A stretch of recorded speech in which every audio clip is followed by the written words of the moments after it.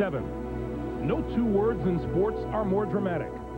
For one team, the dream of an NBA championship remains alive. For the other, it's the finality of yet another season unfulfilled. K.Malone and J.Stockton have spent their storybook careers in Utah and have never been this close to the NBA Finals. Their legacy and personal achievements will forever hold a place in NBA history. Tonight, they face what could be their last shot at their ultimate ambition. S.Kemp and G.Payton are the next generation and heirs apparent to the Malone-Stockton standard. Early on, it appeared youth was poised to triumph. The star tandem led Seattle to a 3-1 series edge, just one win shy of the team's first final round appearance since 1979. The momentum has since shifted to the Jazz. Stockton and Malone have brought their team back to the brink of the promised land. Seattle's past playoff horrors are again staring them in the face. But this team has exhibited superior character this year. Can that character prevail? Or will the Jazz ride their own momentum? The winner goes to Chicago.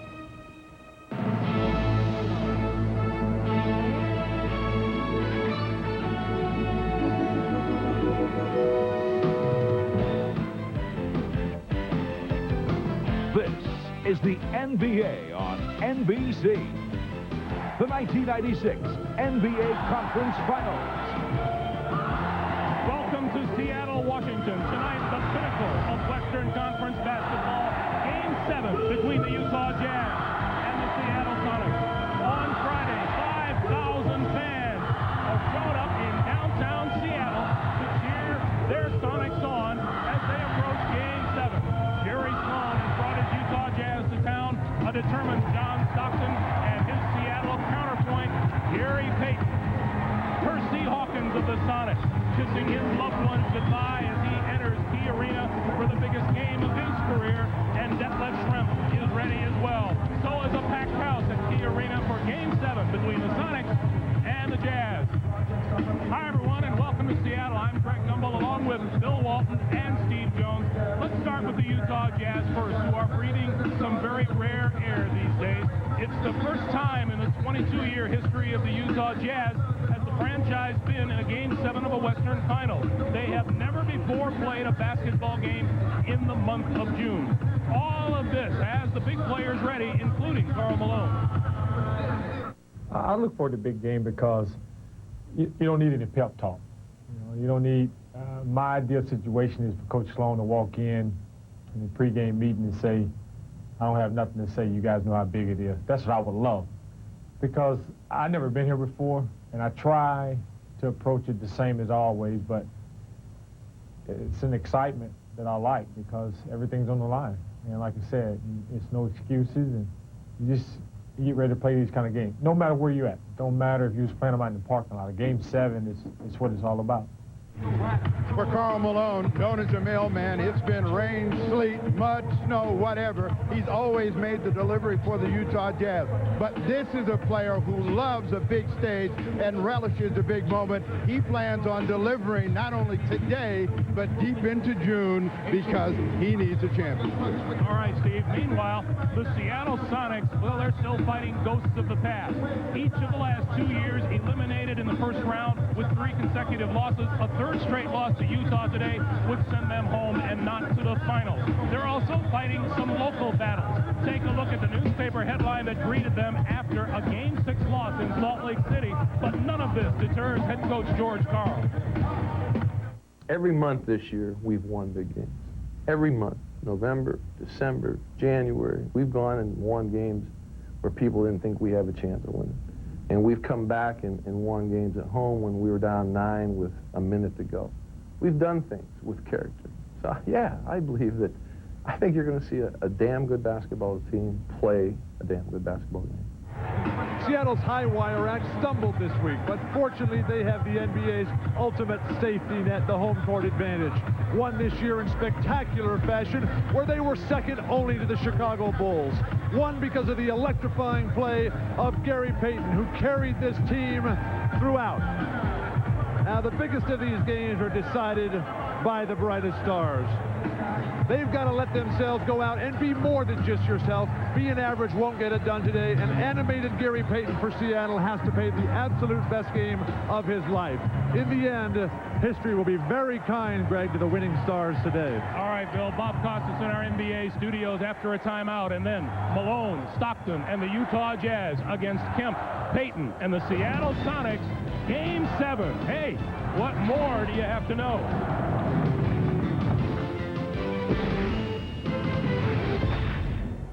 Hello, Dave. Hello, Red.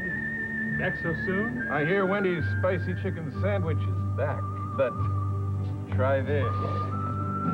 Not bad. Now try this. Wendy's spicy chicken is a whole breast filet seasoned with Dave's own blend of pepper and spices for a very spicy sandwich. Too bad it's not around all the time. Didn't I tell you? People like it so much, it's on the menu full time. Wendy's spicy chicken sandwich. Now you can get it whenever you want it. I'll be back. And I'll be waiting. Carbon monoxide isn't the only thing to worry about coming from your tailpipe, because with every stroke of your engine, motor oil is being vaporized into exhaust, leaving less and less protection. That's why there's Castrol GTX 10W30. Of every leading 10W30, Castrol provides the most protection against volatility burn-off. So use Castrol, or watch more of your protection go up in smoke. Castrol GTX, the most protection against volatility burn-off.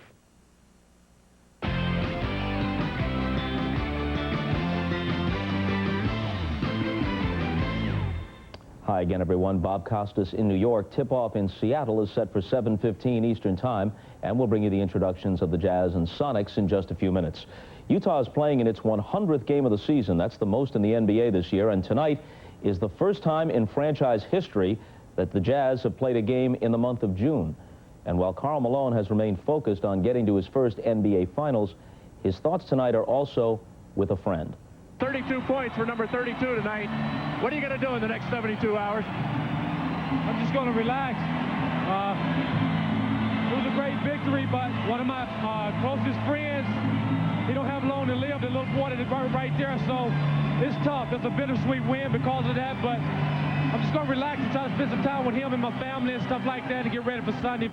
The boy Malone referred to is 13-year-old Danny Ewing. They met more than a year ago in a Utah hospital where Danny was being treated for leukemia. His condition is terminal. He's like my inspiration, and I know he don't know that, but, you know, it's sort of amazing because last night I said, I do what I do for you, and I always told him to stay strong for me. And last night when I told him that, he said, I'm staying strong for you. And this when you realize that basketball is not important as we think it is. I talked to his mom, and she said, I was talking to Danny, and, you know, she was telling about angels and stuff like that. And he said, hey, you know, he said, Mom, he said, I know it might sound weird, he said, but Carl is my angel, and I love him to death. And I told him, I said, you better hang in there. And, you know, I never gave my jersey away, but I gave it to him last night, and, you know, he told his mom that's what he wanted in life. And he said, hey, when it's my time, Mom, I don't want a suit and tie or nothing. I want this jersey. This is what I want to wear. So. You can bet that Danny Ewing knows that Karl Malone has been the second leading playoff scorer this year behind Michael Jordan. This is as close as the Jazz have ever been to the NBA Finals. For the esteemed duo of Malone and Stockton, their best and some might say their last chance to get there. As for Seattle, sitting pretty just a few days ago, they are now one way or another on the brink. Either on the brink of another crushing playoff disappointment or on the brink of the NBA Finals. Game 7, Utah and Seattle, is coming up after these messages.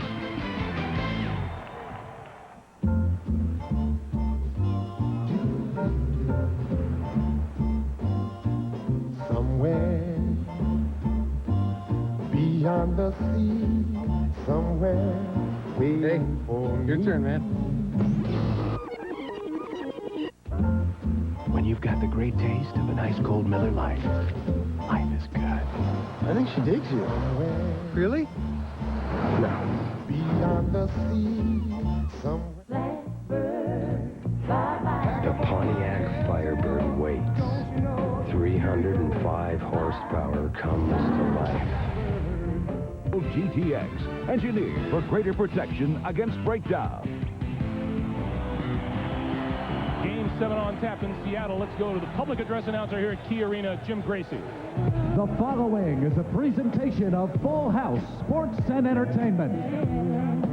And now, ladies and gentlemen, time for today's starting lineups. First of all, for the visiting Utah Jazz. A 6'1" guard from Gonzaga, number 12, J.Stockton. A 6'4" guard from Iowa State, number 14, Jeff Hornacek. 7-foot center from Louisville, number 50, Felton Spencer. A 6'8" forward from Auburn, number 43, Chris Morris. And a 6'9" forward from Louisiana Tech, number 32, K.Malone.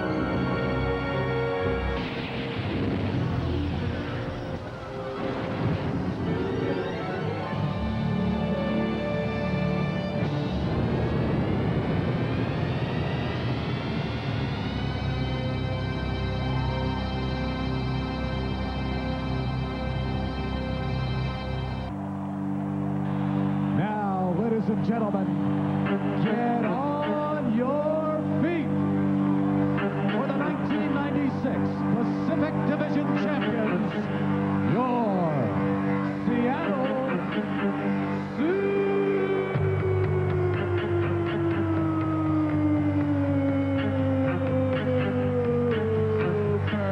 SuperSonics.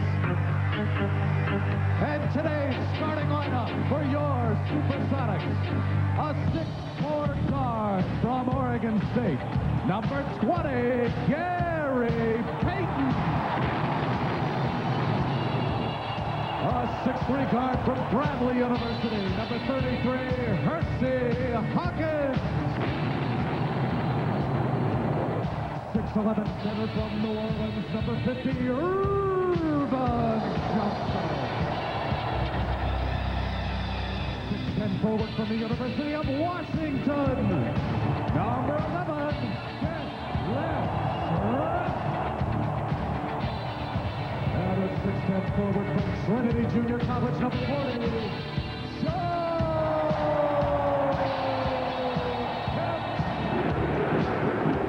and the head coach of your Seattle SuperSonics, George Karl.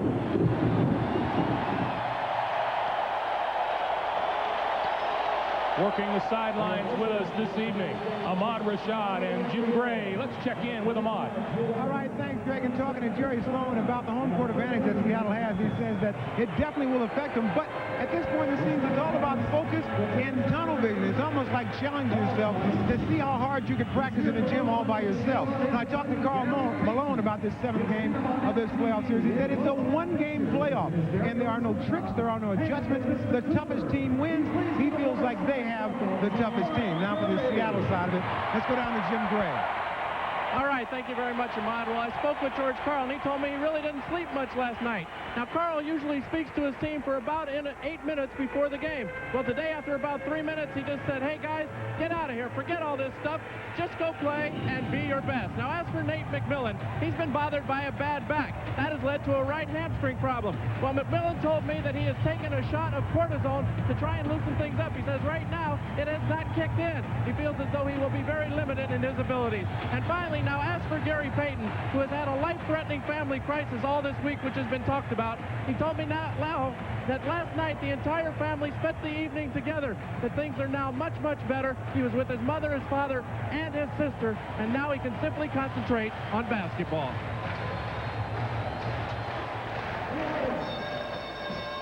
Are you ready?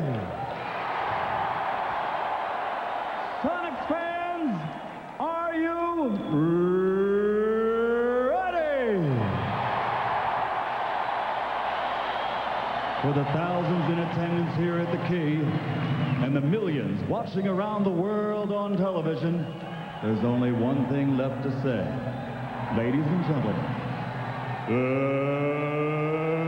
let's get ready to rumble!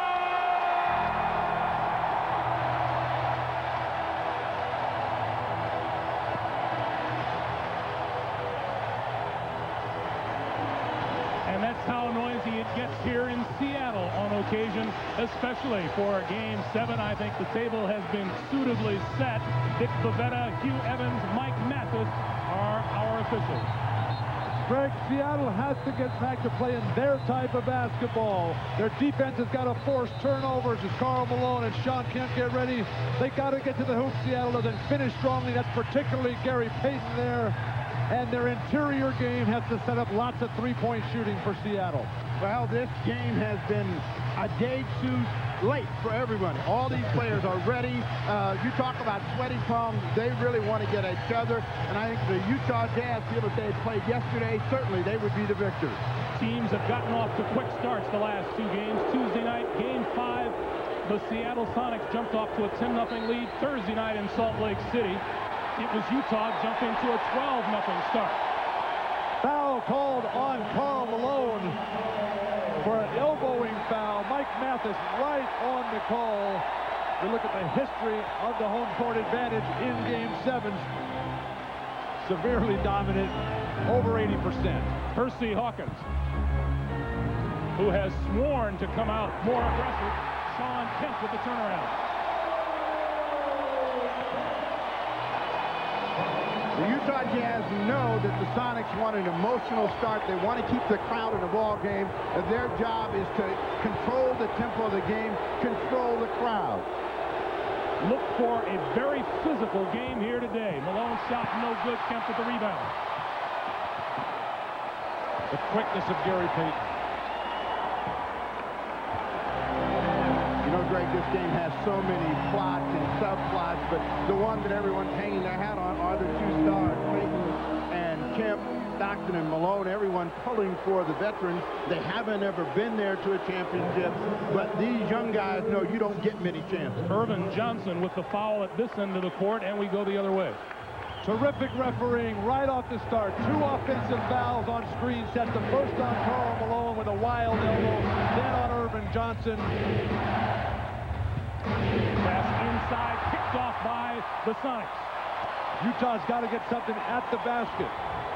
Seattle's pushing them back. Payton. G.Payton was out here earlier than he has ever been for a playoff game. He's very determined to change things around from a subpar performance last time out. Payton is there. What they didn't do in games 5 and 6 was come up with the loose balls, have that energy, make the big plays. Traveling violation is called. No basket. Payton said, I was dribbling. You can't travel when you're dribbling, but they take it away. Terrific officiating. Offensive fouls called on screens. They're calling steps. Each side, 2 turnovers. We still have a 2-0 game, 10-10 to play in the first. Stockton breaks free. Perfect execution in the half court. That Utah's forte, slicing off that post. Maybe that foul that Karl Malone took earlier was worth it. Now the guards coming off will be a little hesitant. Well, that foul was well intended. I mean, this is a physical team. They want the Sonics to know that it's not going to be an easy afternoon.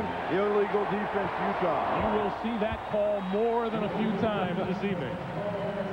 Let's go back to that terrific passing play at the other end. John Stockton off the high post pick.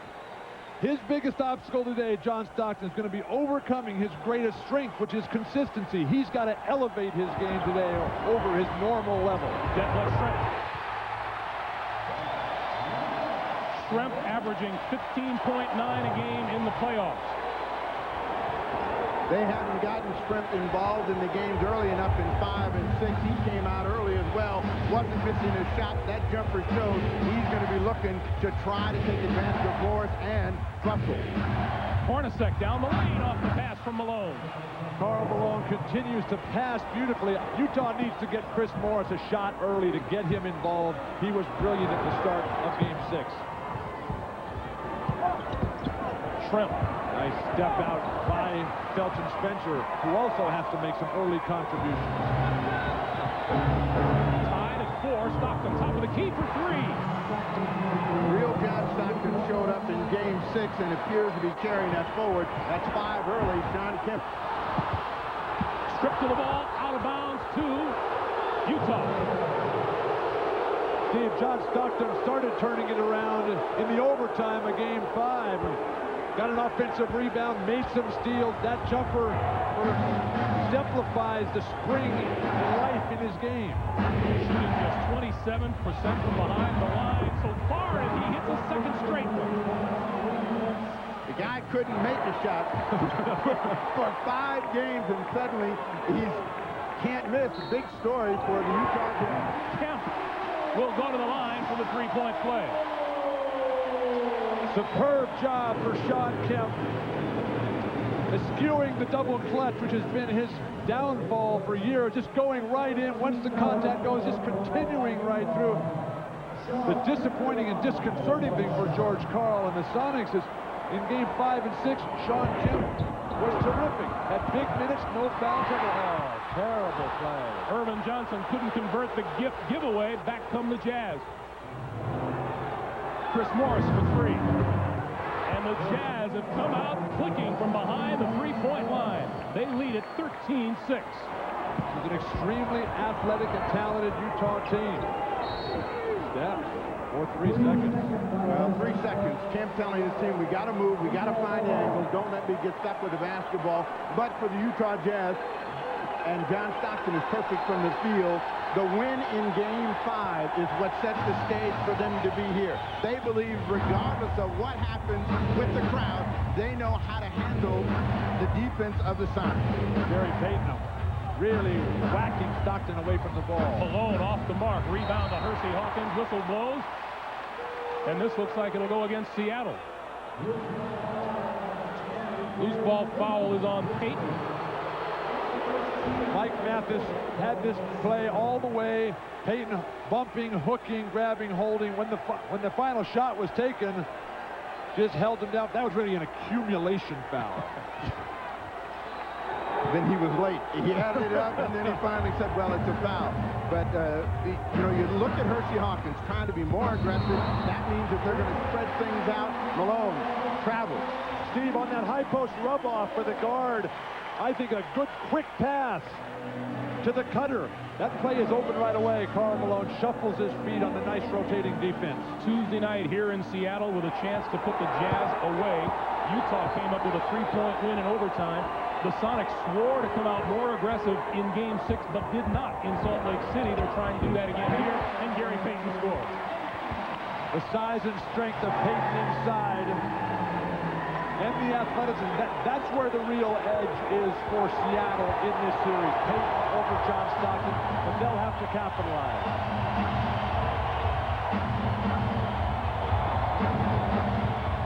Malone with a pass to Stockton. 10 points for J.Stockton. Greg, so many teams just stand at the perimeter and watch guys play in the post. Utah, they split, they cut through. Malone disagrees with the call by Mike Mathis that it's Seattle basketball, but the call stands as the Jazz try to calm their leader down. 6:48 to play in the first quarter. Timeout on the floor. The Jazz 15, the Sonics 8. This is the NBA on NBC. NBA.com. Log on and get connected. The heart and soul of the Utah Jazz, Karl Malone, as we welcome you back to Seattle. This was the scene in Game 6, Thursday night in Salt Lake City. Karl's mom, Shirley Turner, sitting courtside. She's not here today because of what happened Tuesday night here. My mom and Felton, Spencer mom, and Antoine Carmon, they went out to a little place called Wendover, and they gambled the night we won here. So they went back out there yesterday, and they did the identical same thing. They wore the same clothes, they did the same restaurant, and they stayed in the same room, and they watching the game on TV. So I said, Mom, if it worked for you, fine. I'm not a superstitious kind of guy, but it worked at one time. I said, go do the same thing. So I gave her the money and said, I'll see you when I get home. But he's not a superstitious kind of guy. I just go along with that extra edge. You know, the Seattle SuperSonics play better when they're down early. If they seem to play out of fear, and that gets their attention. We'll see if that happens. Hawkins supported. H.Hawkins was 0 for 8 from the floor in the blowout loss Thursday night at Salt Lake City, and vowed that it would be different here tonight. But how do they get those threes? All that sets up by getting to the hoop and sucking that defense in. That's something they have not done well in this series, as their three-point shooting has slumped horribly the last 4 games. Malone will go to the line and shoot 2 off the nice pass from J.Stockton. Now, if you talk about a team making an adjustment, this is where Utah has made their adjustment. They led the league in field goal percentage, and the reason for it, they get a lot of layups. In the first 4 games, they were struggling to get those.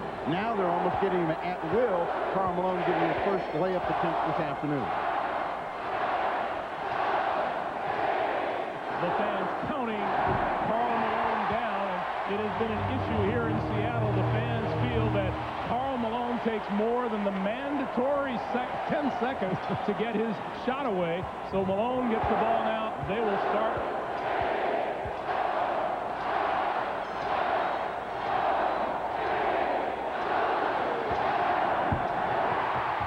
And Stockton makes the steal.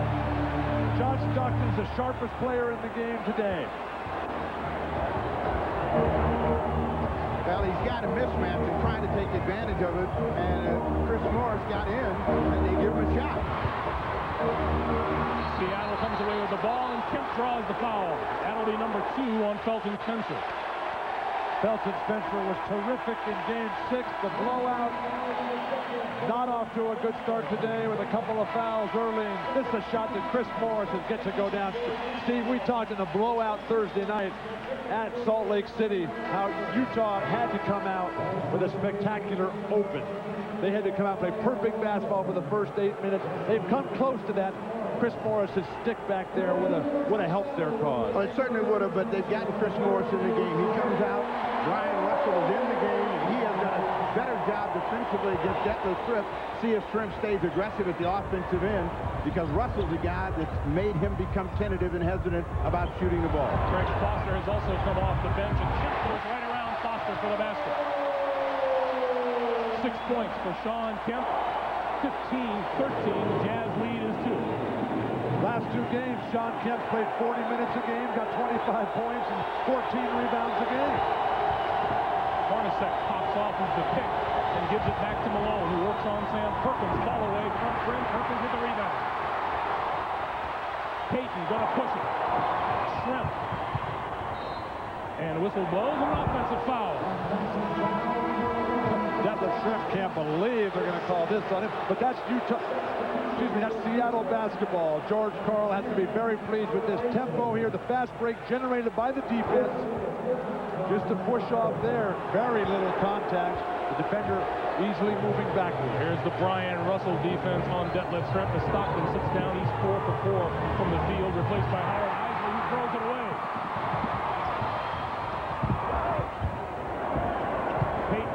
Around and down the lane, he'll shoot 2. A different H.Hawkins, up and alert defensively, able to get into the passing lane to make that play possible. They haven't made a lot of steals. As a matter of fact, they're down big to the Utah Jazz. They led the league the last couple of seasons, but a more aggressive H.Hawkins. And that's his storyline for the day. Do whatever it takes to win the game. H.Hawkins, in fact, saying, hey, if you have to throw a few elbows, if you've got to lay someone out on the floor, this is a Game 7. You've got to do it today. Payton hits 1 out of 2. The Jazz save the ball. That last turnover by Howard Isley, that's the first poor play that I can remember him having in this entire series. He's played magnificently in reserve behind Stockton. Now you look at the way Hawkins is really shadowing. There's another throwaway. This time Hornacek, and Kemp is fouled on his way to the basket. What is Utah doing? Utah's driving away from the basket to the sideline, to the corner, jumping in the air and throwing cross-court passes. That's the way they lost Game 2 when J.Stockton did it. Now they're feeding Shawn Kemp, H.Hawkins, and a breakaway foul call. And exactly the kind of turnovers Seattle was committing Thursday night in Salt Lake City. Sean Kemp will shoot 2. If you look at Sean Kemp, who came out early, I mean, he is lathered and beaded up, and he is really excited, but playing with control, and that's made a huge difference for George Karl. Both of the free throws. Sonics by 1, 16-15. Seattle, winners of 64 games during the regular season. They have now scored the last 8 points over a 2-minute span. H.Hawkins' defense on Hornacek's been solid. Hornacek. Jeff Hornacek came up with 23 points in Game 6. So much for solid D. Well, no, I mean, Hornacek has been shooting the ball without hesitating. That was great defense, but great offense. He's got one of the quickest releases in the league, and he's able to get that one up and down. Nice weak side rotation by Foster. Perkins for 3. This is the kind of game that S.Perkins will shine in. Terrific veteran, championship experience, college level, played in the finals against Chicago and Jordan in '91. Batted away by Perkins, out of bounds. You got to watch George Karl because he's trying to pick and choose when he sends the double team. That time he was up and animated, telling them to get after him because they felt they had a chance to make a steal. Almost had it. Look at the Seattle bench. They got 6 coaches standing up there. They're all doing circular motions. Players get confused looking over there. Everybody stays home. Hornacek with the ball on the corner, and Payton got a piece of it. NBA's Defensive Player of the Year with the play. Drive, gives to Hawkins. Defense leading to offense. Seattle's main weapon. Hawkins has 5. We have 2:50 to play in the first. Sonics lead it by 4. Normally Isley gets about 4 minutes, but he's only been in the game 2, and J.Stockton back at the bench. Sloan knows how big this is. He's got to settle his team down. Particularly with Stockton playing so well. Shot clock down to 5. Malone comes up shy. Kemp with the rebound. Not a shot we see Karl Malone take a lot. A Ewing runner across his body from the right box. Vincent Askew's 3 is way off the mark, and Isley has the rebound. Now comes the double team at Isley again. Brian Russell. And the lob into Malone. And Malone overshoots the basket. One of the foul called, none coming. Back come the Sonics in a hurry. And Hawkins travels.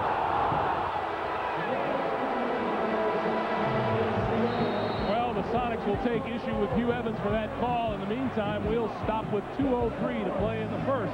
The Sonics 21, the Jazz 17.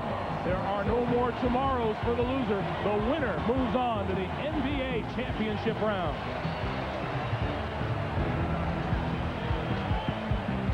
Ken Griffey Jr., athlete. Hey, Nick, finish. This is a Griffey for President commercial. You know he's running for president, right? You know there's more to life than sports, man. There's politics. He is a fabulous American hero. There has been anybody. He got some interesting ideas about that black pack. Check him out. He picked the Mariner Moose as a running mate. It showed his consideration for animals. Now, that moose could be a liability. Hey, let me tell you what. I should be his running mate. I mean, that's a good job, because you don't got to do squat. Come on, Nick. Power to the people. Stick it to the man. No nukes. Save the whale. Karl Malone averaging almost 27 points a game in the postseason. 0 for 5. No points so far this afternoon. Meanwhile, at the off-guard position, the matchup between H.Hawkins and Jeff Hornacek is one to watch. Hornacek, we told you, 23 points in Game 6. Not off to the quick start yet today. Averaging 22, while H.Hawkins averages 10. And H.Hawkins says this. I spoke to one of my closest friends last night. Johnny Dawkins called me, and you know, he has a way of just laying into you in a gentle way. And you know, he basically told me, listen, he said, you know, Game 7 situations, you don't want to look back on this 5 or 10 years down the road and think that you didn't give it all you had. And he said, you're an offensive player, so go out there and play offense and do whatever it takes to win. And, you know, then if you don't win, you can look in the mirror and say, hey, I still did my best. Well, Karl Malone got his first basket, and H.Hawkins says, you know it's a meaningful phone call when the guy calls you from the East Coast and it's 3 a.m. Eastern time. H.Hawkins on the bench. Hopefully Johnny Dawkins got up to make that phone call. Nate McMillan on the floor for the first time today for three. And McMillan hobbled severely. But not a good strategy for Nate, who is one of the class gentlemen in this league. Hasn't been playing well, been limited by minutes, and coming the first touch, shoot a three. I don't think so. Well, you know, part of their philosophy is to be themselves, and if they have a shot, to take a shot. Theo McMillan. Kemp down the lane. And Foster back for the rebound. Terrific rebound by Foster. They've got to get Karl Malone some looks where he can step out about 10 to 12 feet off the box, turn and face, and drive to the hoop. He's got a much smaller man as you on him here. Seattle's defense has been very active here early. Malone gets that one deep. And an easy two. That's the kind of play he needs. He's been shooting fadeaways every time. We're tied at 21 the last 45 seconds of the first quarter.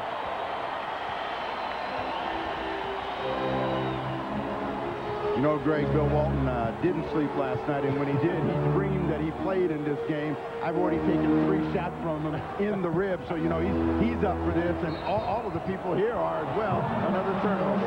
We won by 100 last night, Steve. And I was rolling up and down that floor. That, of course, is after we get through all the fire drills in our hotel. 25 seconds in the first quarter. If you're a defender, what you want to do is go at J.Stockton. Do not let him initiate, because if he gets you back on his heels, he's going to go all the way, or he's going to pull up and shoot the shot after you. Stockton. That's his first miss of the game. Perkins with the rebound. 5 seconds for the quarter. Payton tried to go behind his back, and Malone called timeout with 7/10 of a second to play. Very poor timeout. This will be a 20-second timeout. Players have gotten in the habit of calling timeout in these kinds of situations. Game recognition dictates that you just let this one go. You'll need that 20-second at some other point here in the first half. Steve, you need to prepare yourself. These kind of plays, you wait till late in the third and throughout the fourth quarter. Want to remind you that prime time, 9 p.m. Eastern time, Wednesday night, Game 1 of the NBA Finals. Join us. The Bulls will host the winner of this game, either Seattle or Utah. The Jazz or the Sonics against the Bulls in the NBA Finals. Michael Jordan looks happy now. It'll be too much rest for the Chicago standout. It's the NBA Finals in prime time, Wednesday night Eastern here on NBC. You know, the Bulls dispatched the Orlando Magic in 4, and they've just been sitting around while these guys have gone 7 games. How much rest is too much rest? However much they're getting is going to be too much, because at this point in the season, you need those games. You need the crowd pushing you, yelling at you to be able to fight through the level of pain that you're in by this point of the season to maintain your conditioning. Utah having trouble getting it in. Russell with the hook and buzzer, and almost hit it. Oh, would Kareem Abdul-Jabbar been proud of that sky hook. J.Stockton, 4 out of 5 and 10 points to lead the Jazz. S.Kemp has 8 on 3 of 5 shooting from the floor. This is the one for all the marbles, the one that moves the winner against the Chicago Bulls. Coming back for the start of the second quarter, we're tied at 21.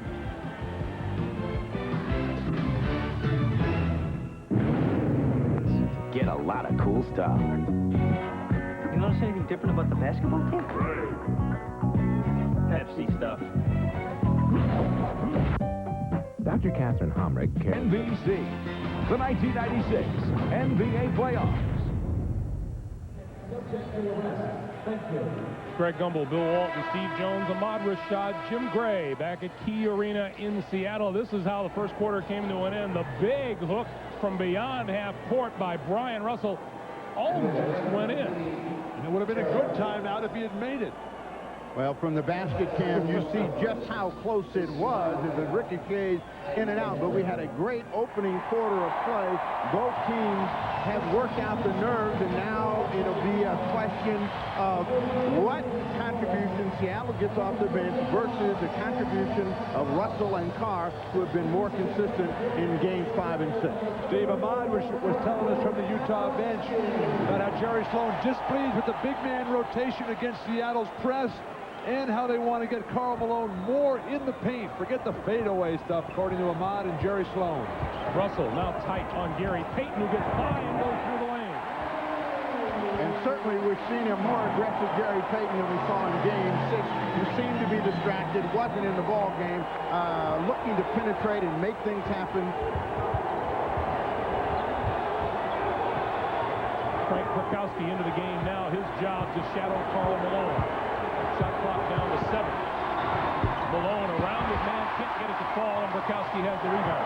Not a good offensive start for Karl Malone today. Too many dribbles, too much hesitation. Needs quicker moves to the hoop. Malone is 2 for 8 from the floor today. But Malone is going to get into this game. He's the kind of player that sometimes will struggle early and eventually get a rhythm. They're going to get a push underneath. The Sonics will get a new 24, Antoine Carr, the big dog, the original big dog.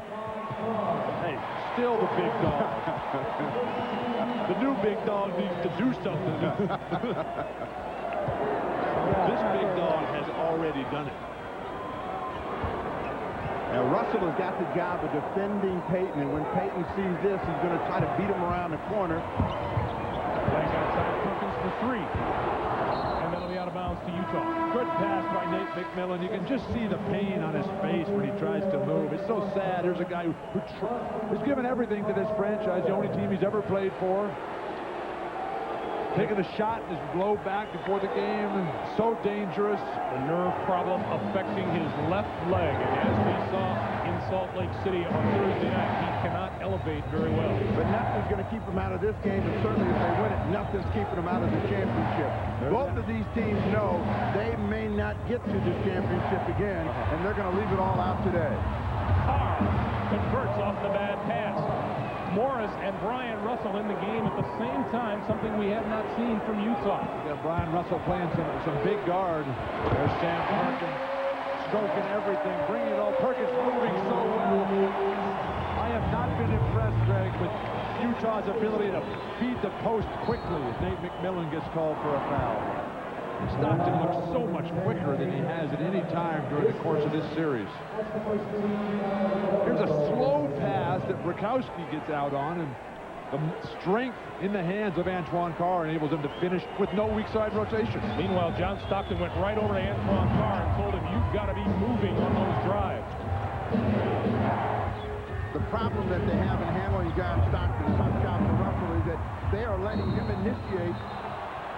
And if you're a defender, you cannot allow a guard to come at you and expect that you can control him.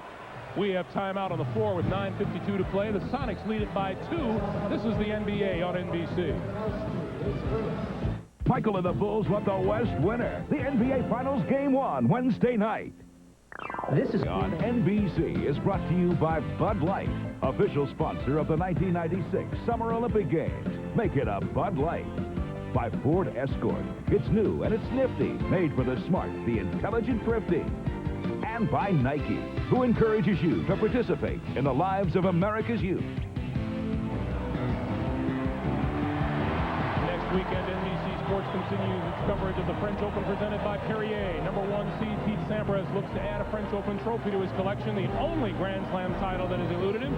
Grand Slam tennis on NBC. The French Open presented by Perrier. Special daytime coverage of the men's semifinal action next Friday, 10 a.m. Eastern, 9 a.m. Pacific. The women's final next Saturday at 12 noon Eastern, 9 a.m. Pacific. And the men's final next Sunday, 9 a.m. Eastern, 6 Pacific on NBC. Sampras looked pretty good today. That basketball move he was working on. Heads out of bounds off Carr, who protests the push from Burkowski from behind. Frank Burkowski comes off of the Seattle bench playing physical basketball. They got an unusual lineup a small lineup, and this is what George Karl likes to do, to get a team to try to match up with him, move people in and out. Burkowski knocks down Russell. So Burkowski comes back, and that's his second personal foul. Schrempf comes back in, and H.Kemp comes in. So Schrempf and Kemp and Perkins and G.Payton out of the ball game. Seattle getting stellar play, Utah, solid play out of their backcourt. Stockton and Hornacek 6 for 9 between them. Rest of the team just 4 for 15. Foster with Schrempf on it. Gets the look. Greg Foster. And we're tied at 25. Foster was their 3rd or 4th string center this year behind Spencer, Ostertag, Adam Keefe, terrific minutes. And Stockton going to get called up top for this one.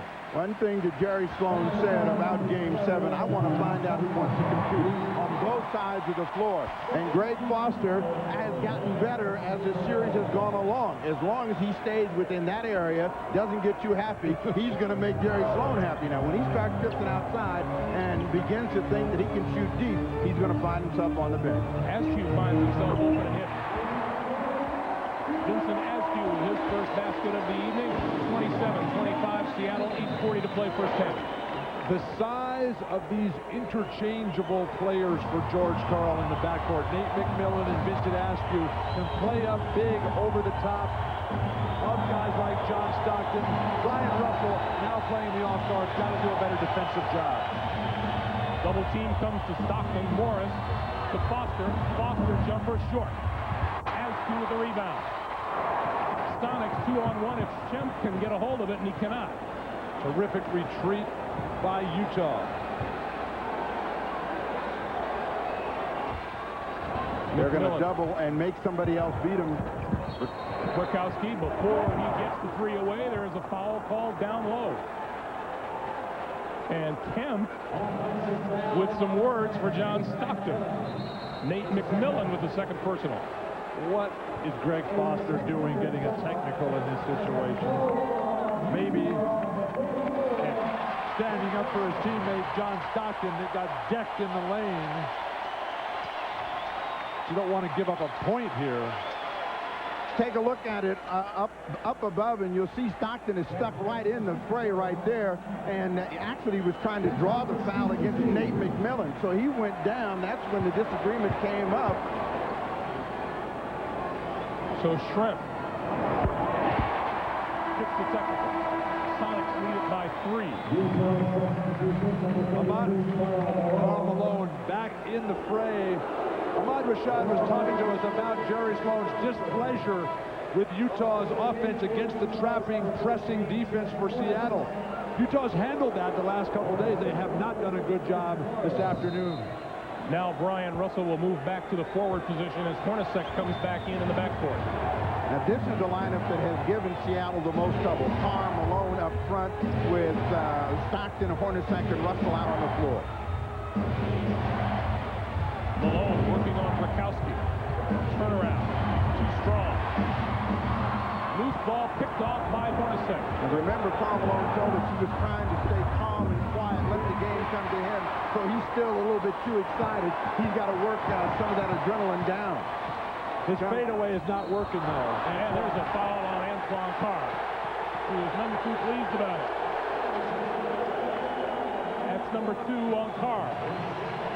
After a brilliant start for Utah in the first 5 or 6 minutes, they've really struggled to get good looks. Antoine Carr in foul trouble. But actually, that was a good foul. Sean Kemp was right at the basket. If he catches it there, it's a throwdown. So they're better off making them reset, come back with another 24 seconds, and make them become a perimeter team. I would never go for a steal on Sean Kemp. Always make him shoot turnaround fadeaways. When Seattle's in trouble, it's when they stand, they don't cut to the basket, end up with a 3-second violation. This is a team that needs motion, they need activity, and in this possession, they don't get it. Steve, Utah's done a fine job of sending those cutters through, setting screens on the weak side, splitting on the strong side. Seattle standing and watching in the post. The Sonics have had turnover problems lately against Utah. That is their 10th of the game. And Stockton draws the foul from Askew and gets a shot from behind for the trouble. Vincent Askew. That's number 1 as H.Hawkins waits to come in. Let's take another look. What John Stockton has become is the aggressor, and he's attacking the basket. Every one of the Utah guards, of the Seattle guards, are on their heels, and he's beating them with that first step. What quickness. And Stockton initiated that little confrontation with Kwiatkowski. Askew, he doesn't want to come out of the lineup. Another foul. H.Hawkins. Handshake. Seattle's guards are so much bigger than Stockton. They can just stand up over the top. But he's so much pressure physically. He's beating guys off the dribble who are good defenders. But that's been his strength his entire career. Beat people off the dribble, get himself some room, then he starts passing the basketball. Get another whistle against the Jazz, and there's Brakowski and Malone going nose to nose. We expected this would get a little bit physical. This is number 3 on Brakowski. Well, this is intimidation. Michael Buffers was here. He should be calling this. When the whistle blows, the players have to walk away and reset once the ball comes back into action. When they start walking toward each other, that's bad. Karl Malone 0 for 2 from the line, gets counted down again. He is 0 for 3 as Sam Perkins checks in. Malone shooting just 58% from the line in the postseason. Has no explanation for the fall off in his abilities from the line, and he'll get counted again. Let's see how accurate they are.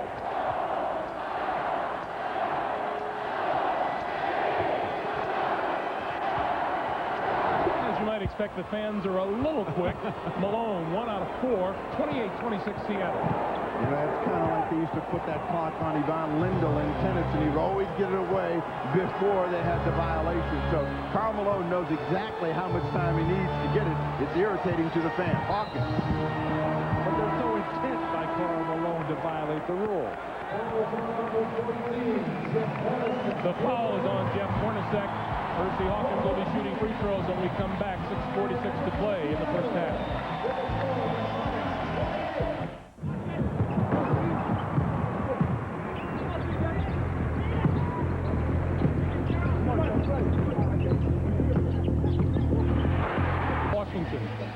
On a Sunday evening in June. Welcome back, everyone. Here's how this series has gone so far. It opened here in Seattle with a 30-point blowout by the Sonics. S.Kemp led the way with 21. The Jazz made it closer in Game 2, but G.Payton's 18 points and 8 assists still had the Sonics up 2 games to none. They returned to Salt Lake City. Brian Russell came off the bench to score 24 in Game 3. And the Sonics lead was cut to 2-1, but Sam Perkins led the way for Seattle in Game 4. Back here Tuesday night in Game 5, Jeff Hornacek's 27 cut the Sonics lead to 3 games to 2. And then Thursday night, the runaway Utah victory, 118-83, has us at 3 games each.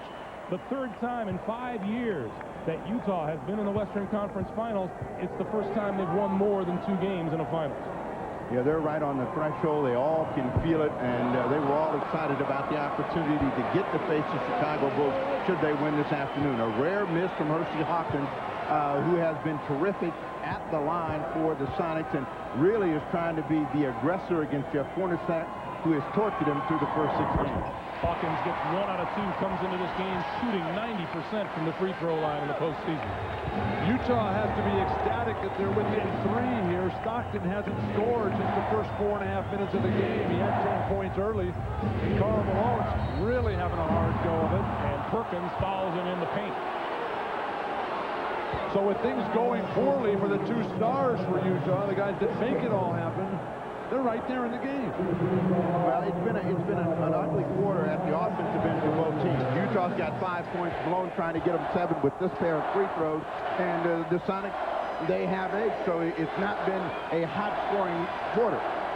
Malone now 2 of 5 from the free throw line. Utah just 2 out of 8 from the floor here in the second quarter. And Seattle 3 for 4. Now remember, the thing about Karl Malone here in Seattle is he's never gotten off to great starts, but he's usually exploded in the second half in the third quarter. So he's trying to find a rhythm, let the game come to him, gets both of those free throws. 29-28, Sonics by 1. Karl Malone loves the pressure, loves the antagonistic crowd chanting out his name. He wants to take on the entire state of Washington. S.Kemp looking for a way around Malone and is fouled by Malone. Now he's just helping them up, and they're taking it the wrong way. I thought there was a confrontation. S.Kemp is actually under control. Karl says, I don't want any help. Well, that's fine. But this is the second foul here for Karl Malone. Usually he's clean as a whistle on these type of plays. He's one of those guys that plays great defense with his hands and got a little bit too much arm, but S.Kemp is going to take the free throw. Kemp is in this game. He's played under control and not having to be concerned about fouls. Jim Gray tells us Nate McMillan is back in the Seattle locker room stretching out that sore hamstring. Kemp hits them both. 10 points on the night for Kemp, 3-point Seattle lead. 4 rebounds for Kemp. Most importantly, 0 fouls.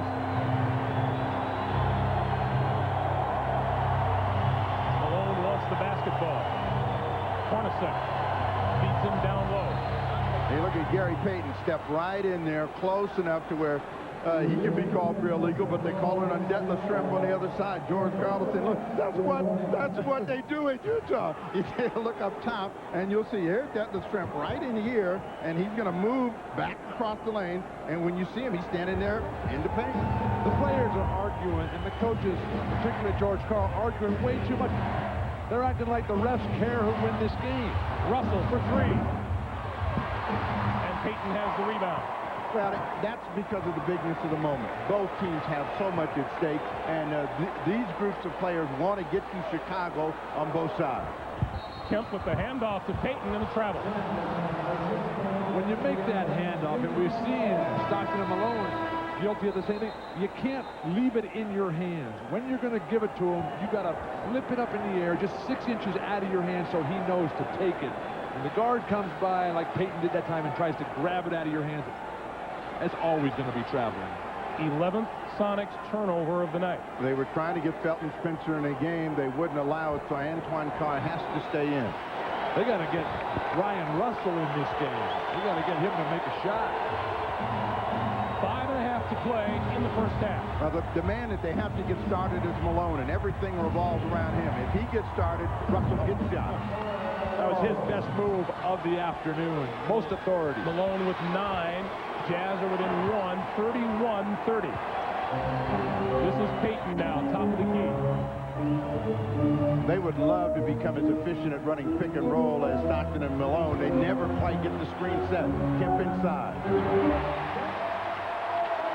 S.Kemp knows that there's no shot blockers up top out there. Once he gets that deep position, just up and over, lead with that elbow right into Karl Malone. Stockton gets Payton in the air and then gives it to Carr. A lot of time on the shot clock. And look at H.Hawkins, done a much better job. They force a turnover, can't control it. It is Utah ball with 5 seconds on the shot clock. Jerry Sloan wants a foul, doesn't get it. Here's Karl Malone working on Perkins. Almost loses his balance. Drops that drop step leg back so far. Kemp comes right back with the same move. Kemp doesn't use the hitch that all the great post players developed, the Abdul-Jabbars, the Akeem Olajuwons, the Karl Malones. 5 seconds on the clock. Spencer inside and gets the bounce. Nice inbound play. They caught the Sonics asleep. Everybody was pressuring outside, and they just threw right behind the ear for Felton Spencer's easy 2. Coming up on 4:20 to play in the first half. They want to set a pick and roll, and they don't get it set. That's been their problem when they try to play the 2-man game. Payton for 3 out of the corner. No. Rebound off to the Sonics. And Schrempf, did he get the timeout call? He did. A wasted timeout. G.Payton's having a tough offensive day. Just 2 for 4 shooting, 5 points. No, he didn't get the timeout. Mike Mathis pointed in the direction of the Sonic bench. What he meant was it's Utah basketball. That's a break for the Sonics. Low-scoring quarter so far. Utah with 11 points, Seattle with 12. Russell wide open, but he's the guy that Schrempf has to leave, and when he leaves, he's the guy that gets a shot. Up top, Hornacek grabs the loose ball and rebounded by Schrempf. What a pass by Stockton. It was like he bounced it off of Payton's backside. Schrempf on the drive. Walking foul in the count.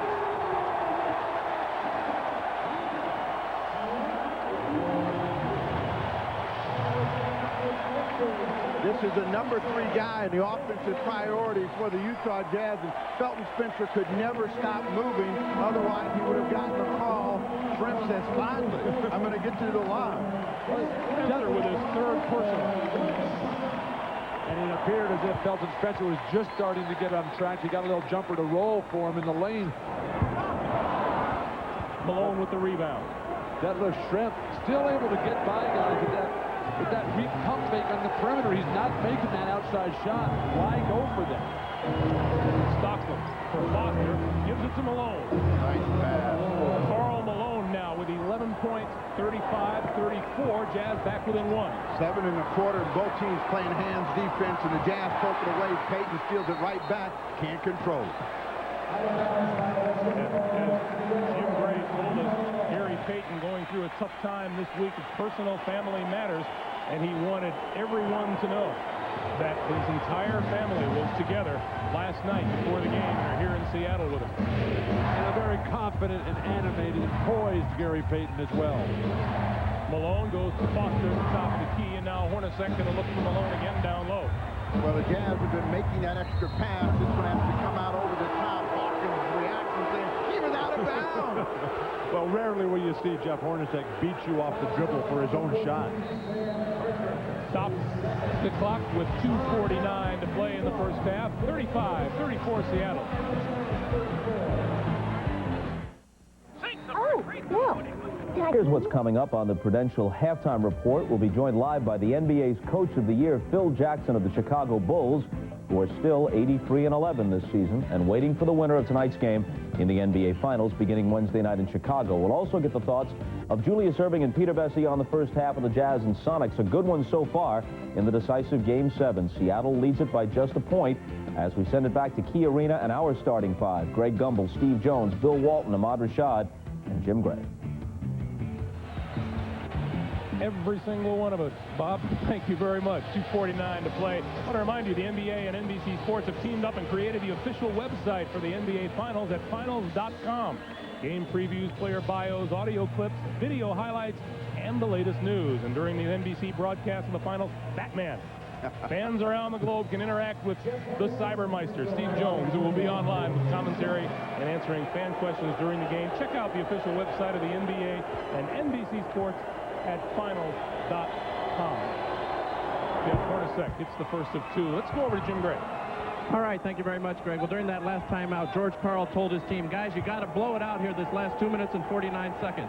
I only want running. Running and more running. Let's keep pushing it. Greg? All right, Jim, thank you. Hornacek with the second. And a rare miss for Hornacek, who comes in shooting 90% from the free throw line. Excuse me, Greg. Got misses by Hornacek, misses by Hawkins. Seattle has 0 fast break points in this game. The running has been without achievement. Well, they're a team that thrives on tempo. What they want is an open court game. They don't have to bump and grind. They get a foul against J.Stockton, who looks bewildered at the call. J.Stockton gets hit with his second personal. Looked like Stockton had terrific position on a guy who gives up so much size and so much strength and athletic ability to Gary Payton.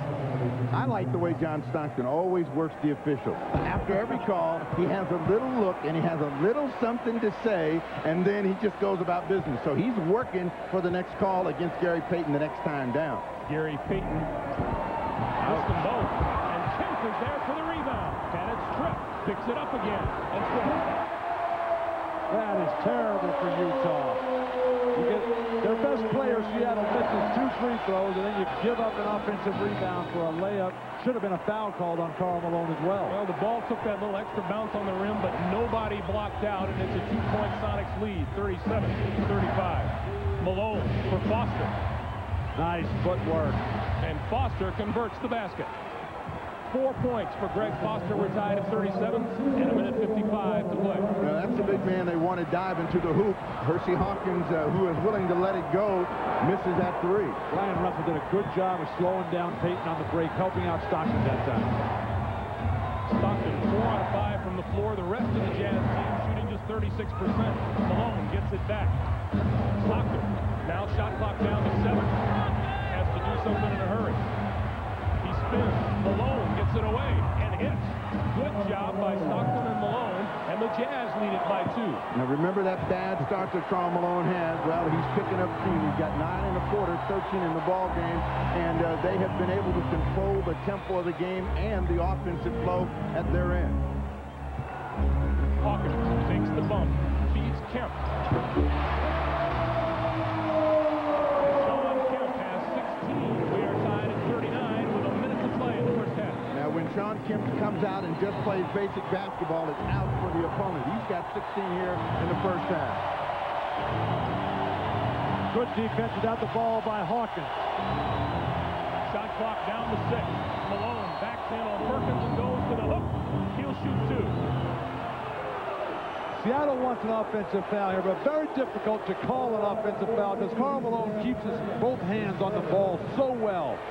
When he comes barreling across the lane or down the lane, when he's trailing on the break, he keeps both hands on it the whole time. And then at the very last minute, like Abdul-Jabbar, when he just drops that hand off right into your face, they're going to call that foul on the defender every time. But you saw that elbow.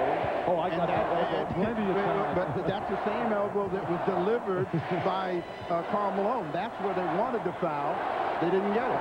It's there, but because he keeps that hand on the ball, as we look at Karl Malone's free throw percentage through the years, become very respectable except for this year in the playoffs. Remember when he first started in the early 80s, it was below 50%. Well, Malone missed his first 3 free throws tonight. He has now made his last 4. And the counting is not as vociferous at this point.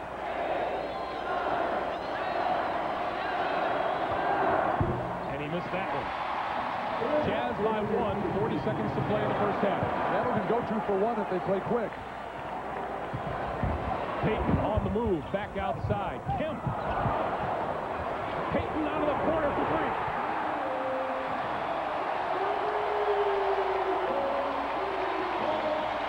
Sonics by 2. All set up by the penetration, the inability to keep Payton under control out in front. 5-second shot clock differential. Stockton trying to make it happen. They're going to get a foul against Payton. Easy play to call. That's number 2 on Payton. Let's go back and look at it. Now, Sean Kemp makes this play, draws the defense, and in the corner, that is Payton's favorite spot on either side. There's reaction routine. That's the difference in this Sonic team, though, Steve, which we've seen for so many years. When they would make routine plays, guys like Sean Kemp and Gary Payton, the leaders, would just go wild as if this was something really special. But now there's so much maturity, so much more poise and confidence. Adam Keefe going to come off the Utah bench for Karl Malone. Vincent Askew is into the lineup for Seattle. We have 13.1 to play in the first half as Stockton goes for the tie. And Stockton scores for the first time since early in the first quarter with that free throw. So they've done a pretty good job of shutting down the penetration of John Stockton. He gets 1 of 2. He's not shooting free throws worth a darn either. Karl Malone out to prevent picking up his 3rd foul. He's just got 2 right now. Payton down the lane. Got it. A lot of time. Get it to Stockton. And Hornacek can't get it off in time.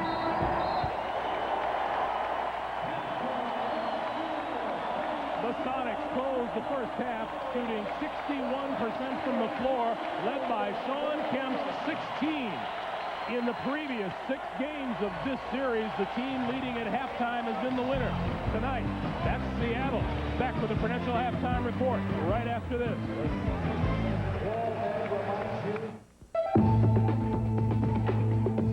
It's our opinion at Acura that a luxury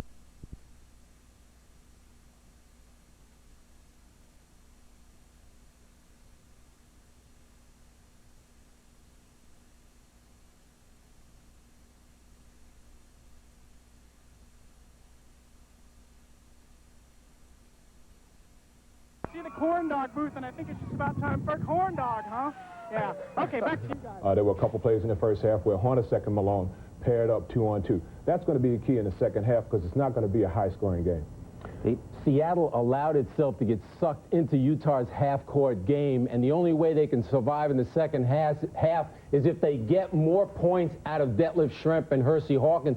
Detlef, very passive, 2 for 3. H.Hawkins, 2 for 5. What happens if he didn't get that call from Johnny Dawkins? And the key here is that George Karl... And Tom Watson, who hadn't won a tournament on the PGA Tour in almost 9 years, took the memorial today in Dublin, Ohio. Watson held off a late charge by David Duval, birdieing 18 here in the process to win by 2 shots.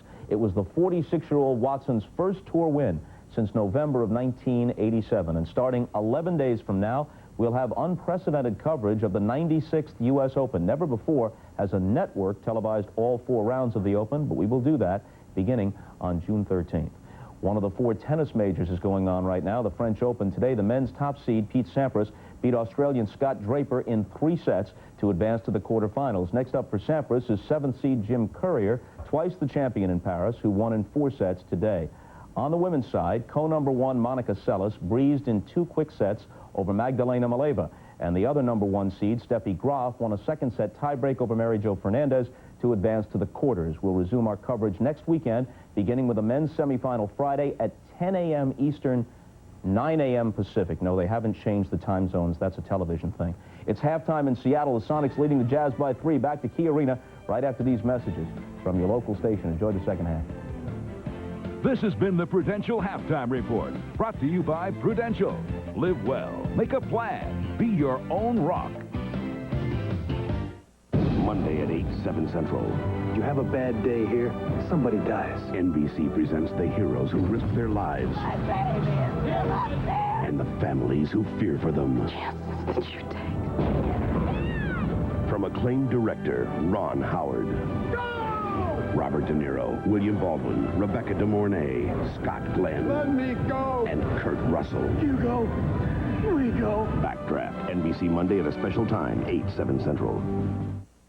This is going to be a great weekend. Preview of the Yeah, kids today just don't listen. Welcome back to Seattle, everyone, where our halftime scores, the Sonics 44 and the Jazz 41. A look at the Miller Lite halftime statistics shows that the Seattle Sonics were shooting the lights out in the first half. 17 of 28, 61% of the floor, led by S.Kemp, who was 6 of 8 and 16 points. In the turnover department, Seattle has been turning the ball over at a rapid random rate. They are still doing that. In the last 4 games of this series, Seattle has averaged 22.5 turnovers a game. They've got 12 already this evening. G.Payton with 10 points, but they lead it by 3 at 44-41. J.Stockton has turned his game around in the last 2 games. 14 points, 12 assists in Game 6, 11 and 3 so far this evening. Jim Gray is standing by with Seattle coach George Karl. Jim. All right, thank you very much, Greg. George, you outshoot the Jazz. You out-rebound them 61%, yet you only lead by 3 points. Are you concerned? I like where we are. I mean, there's a lot of worse places we can be. The turnovers are affecting us a little bit. I think we can, offensively, we can play a lot better, but I love the defensive effort and the focus on the rebounding. How did the halftime conversation go? Are there a lot of nerves in that locker room? I don't think so. I think everybody wanted to get back out on the court and play. It's a man's game right now, and that's the way it should be. George, good luck in the second half. All right, Greg, let's go back out to you. All right, Jim, and the teams are back on the court. We will play after a timeout. 44-41, Seattle in the lead. Back to Key Arena for the second half. The winner looking ahead to the Chicago Bulls.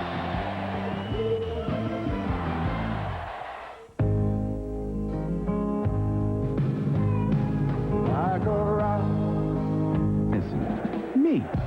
And that's why I think football should be an official event of the summer games. Let's have a meeting and put this together. That's my dream, and this is my plan. If I could In 1992, gymnast Vitaly Shambo. Back in Seattle, 44-41 Sonics as we get ready to start the third. Leading scorers in this game so far. Take a look for the Utah Jazz. K.Malone with 14, J.Stockton with 11 for the Sonics. S.Kemp with 16, G.Payton with 10. Let's check in with Ahmad Rashad. Ahmad. All right, Greg, Jerry Sloan telling his team at halftime that Seattle's shooting 60% and they're only down 3. The thing that concerned him is they were 6 for 20 from the outside. He said they want to execute their offense better and really get into the offense. Too much standing around on the perimeter. When they post up, they want the guards to cut harder to the basket, try to get some easy buckets. Greg? All right, Ahmad, thank you. D.Schrempf backs in and then the turnaround on the baseline. Seattle, Greg, has to think finish. They've got to think take care of it one more time. Run and run and run some more until you make your opponent quit and keep Hornacek's hands off the ball. Hornacek, he needs to take 20 shots in this game. He's only got 6 attempts. in the first half. Malone's miss. Schrempf has the Sonics running. Irvin Johnson. No. The terrible shot. I may not get another shot, and that was wide open for Irvin Johnson. What they've got to do is get him going to the basket. The Jazz rebound it and turn it over, but Utah is not a team that likes to run on the road, and that's one of the reasons that George Karl is trying to force the tempo to get them to do something they're not accustomed to doing. J.Stockton in the first 4.5 minutes of the game scored 10 points in the last 19.5.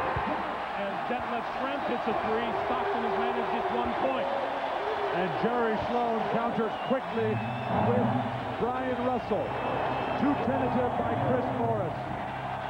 49-41. Stockton converts on the pass from Hornacek. That play has been there. The passer has got to zip it in. Hornacek keep his eye on Stockton and vice versa. Seattle's defense way too soft on that play. Kemp spins, feeds, comes out to the top. Payton left open. He never leaves the ball. 10 for Gary Payton. Make it 12 for Payton. Timeout, Utah.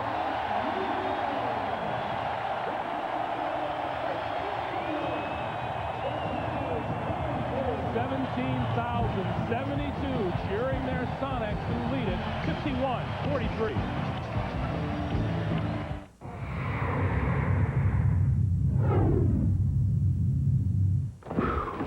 GM Brad Greenberg likes Davis, who you see here on the right of your screen. No confirmation, though, as usual, from Greenberg here or Davis while they're in the interview process. Davis played on Portland's '77 title team, and it was Greenberg who, as the Blazers' interim GM 2 years ago, hired Davis as an assistant when he brought in P.J. Carlesimo. Now a horrible accident today during a horse race at Churchill Downs. It happened in the third. By Planet, by Genuine Chevrolet, the cars more Americans trust. And by Prudential, live well, make a plan, be your own rock.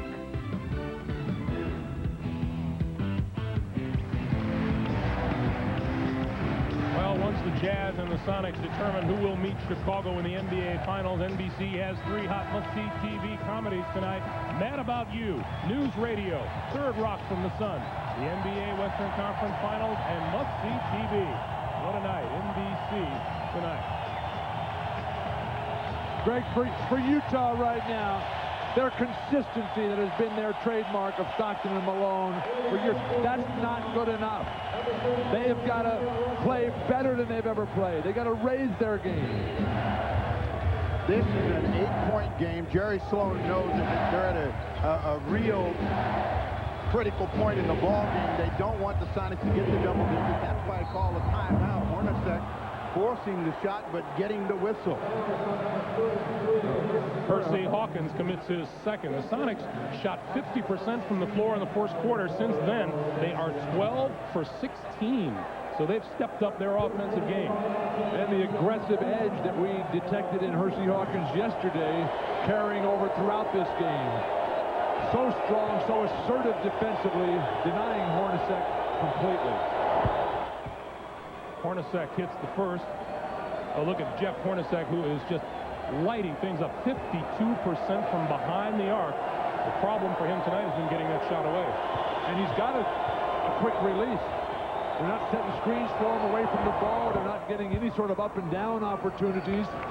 Karl Malone's been fading away, not getting to the hoop. Sometimes you have to drive the ball, Greg, right at Hornacek's man. Force a double team with Hawkins, and then Hornacek can get some sort of shot. Well, this is their hot shooter in the corner, D.Schrempf, but when Russell has been guarding him, Kemp with a 2. 53-45, 9.5 to play in the third. What are you going to do when Sean Kemp plays like that? The guy's shooting perfectly, totally under control, no fouls, hasn't gone for a pump fake, hasn't double clutched. Stockton to the other side. 15 for J.Stockton. That's his high point total in this series. Remember, Strong said, if we can just stick in there, keep plodding along, we can get a chance to get control of the game. And it's really on the Sonics to try to force the tempo to possession, not allow Utah to get anything cheap or easy. And Russell will shoot 2 on the foul from Hawkins. That's number 3 on H.Hawkins. Scowling, H.Hawkins, not happy at all, but they look like they had gotten control of the ball. They lost it again, and then Russell, bringing it hard to the basket, will go to the line. Now, Russell has been quieted. They have not seen him be the energizer for Sloan so far, but that's why he's in the game, too, because he brings a different kind of energy to the floor. Wasn't that traveling on that fast break attempt by Russell? No, he was dribbling. You got to know dribbling. You don't know how to dribble. Russell, his first 2 points of the night, 53-49. The Jazz down by 8 and now cut it to 4. It was Russell and Antoine Carr in Game 5 that allowed Utah to win that game and set the stage for tonight. Wild shot, Payton. That's the kind of shot that can get Utah going. Hornacek for 3. A little bit too long. Kemp with the rebound. Remember, Carl said that we wanted a little bit of playground, a little bit up and down, but we want them to get out of their character and allow Seattle to get more into theirs. Well, Payton, from one of his favorite spots on the floor, didn't find anything. Russell for 3. That is beautiful basketball. You can just see J.Stockton's eyes light up as he comes up the court, picking guys out. Maybe this guy, maybe that. And Kemp turns the ball over. 53-52. Jazz looking for the lead here.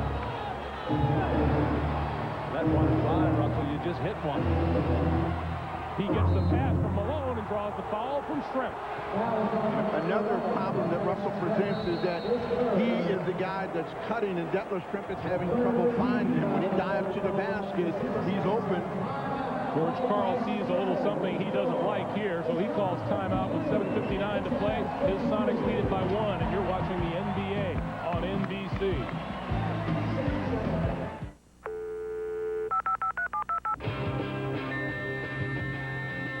At the finals next Sunday on NBC. The latest edition of the NBA Finals begins Wednesday night as the Bulls welcome in the winner of this game, H.Hawkins. We were speculating earlier tonight about what the Bulls are thinking. Are they resting too much? We asked Hersey. If you're Chicago, I think you're thinking, thanks, Utah. Thanks, Seattle, for playing 7 games. Of course, giving them the rest to heal all their little aches. And watching us every night, I'm quite sure they've scouted us very, very closely now, and they probably know every little nook and cranny of what each team does. So, they'll be sitting in a pretty good position when whichever team comes in that Wednesday. But the winner of this game will come in game sharp and on edge already. Now, Chicago has not lost a single game at home in the playoffs, but their roster was built to beat Orlando. So all those big guys they got on that team to bang with Shaq, they'll be immaterial in this series. These teams out here, much more based on skill and interchangeable players. Brian Russell hits 2 free throws. The Jazz are up 1. 7 1/4 for him, but this also has awakened both of these teams. This series has done for them what the New York series did for the Chicago Bulls. They are going to be ready to play in the finals. Gary Payton. Spencer with the rebound. In the first half, that was going for Gary Payton, scoring at will. He had 10 in the first half. He just got 2 here in the second, but you can't miss that over a guy who's under 6 foot and Stockton trying to stop you in the post. Utah has scored 9 straight. Well, they got that spark, and K.Malone hasn't really gotten a rhythm here in the third quarter. Big rebound count. You go get that guy, okay? 9 rebounds for Shawn Kemp. In order to quiet him down, J.Schrempf has really got to stay aggressive at the offensive end. Kemp hits a 2nd straight jumper from outside. K.Malone is not matching up with Shawn Kemp in the perimeter game. Antoine Carr set to come in. Jerry Sloan wants an illegal defense call on the Sonics. He doesn't get it. Well, they missed it. They did have S.Perkins lost in the shuffle, but Kemp wants to guard K.Malone this afternoon. Malone goes in the left hand, doesn't fall. And now Malone losing his temper a bit at the other end. That's number 3 on Malone. The frustration for Malone. He had a shot. He thought he could get down. Shawn Kemp playing perfect basketball today. No fouling. Staying completely within himself. I'd penetrate right at Karl Malone or who's ever guarding Sean Kemp and get him another jumper from the perimeter right here. 55-54, Seattle by 1. They're trying to get the ball to Sean Kemp now, who's being guarded by Malone. Hawkins down the lane, kicks it out. Perkins alone for 3.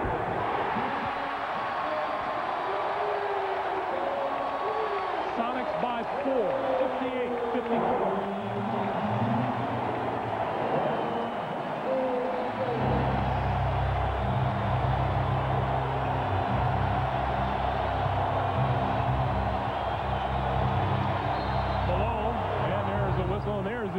Defense call. Jerry Sloan says that's the second time in a row that's happened, but the first time you've called it.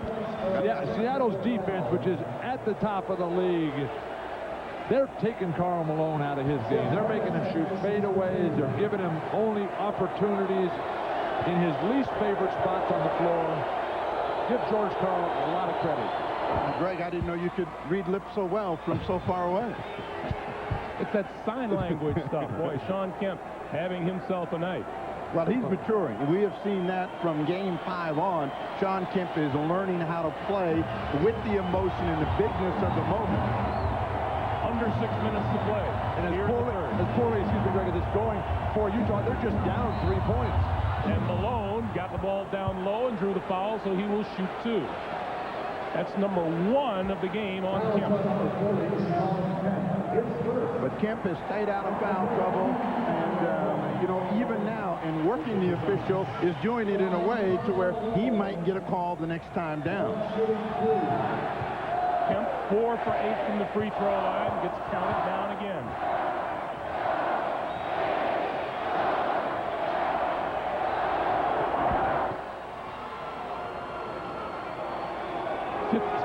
For Karl Malone. Hornacek's only taking 1 shot this half. 7 for the game. Malone goes 2 for 2 from the line, pulls the Jazz to within 1. 58-57 Seattle, 5:50 to play in the third. Utah really needs Brian Russell and Antoine Carr right now to do something out there. Payton. Bounds off Antoine Carr. It'll be Seattle ball with 12 seconds on the shot clock. Unforced turnovers, and that's what's been killing the Sonics. This pass right there, and then Payton just loses control of the ball. They're fortunate to get it back. 12 on the shot clock. They've been averaging 22 turnovers a game, Steve, since game 2. That's not good.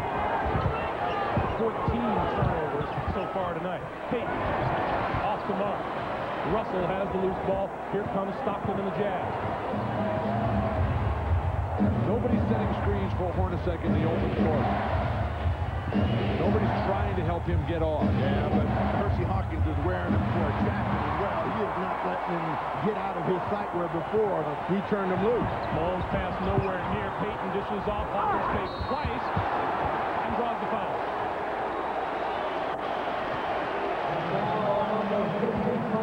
And Malone and Hornacek talking about that missed connection at the other end of the floor. Gary Payton, fortunate to find H.Hawkins. Looked like he'd gotten himself a little bit out of control, but true to his word, H.Hawkins said, if I have to force up a few, I'm getting in this game. I am not going to have Dawkins call me again and tell me I didn't do what I do best. Yeah, he answering those calls at 3 in the morning. But you can see how Seattle has made the adjustments in realizing that Utah doesn't have shot blockers when Felton Spencer and Greg Foster are on the bench. Antoine Carr and Karl Malone, they never go in the air. It's always down low.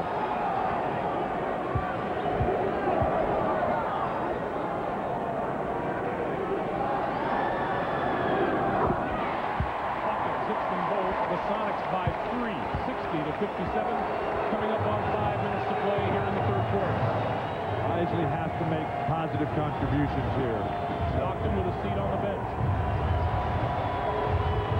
Malone to Hornacek and blocked by Hawkins.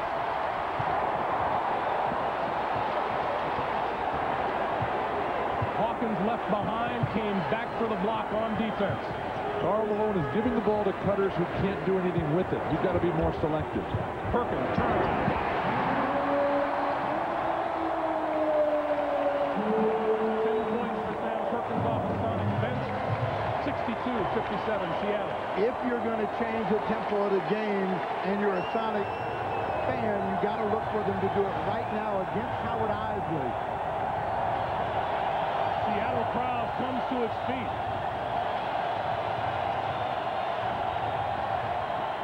Malone wants the ball down low and gets it back. Powers up, comes up short. Here come the Sonics again. Payton spins, retains control down the lane.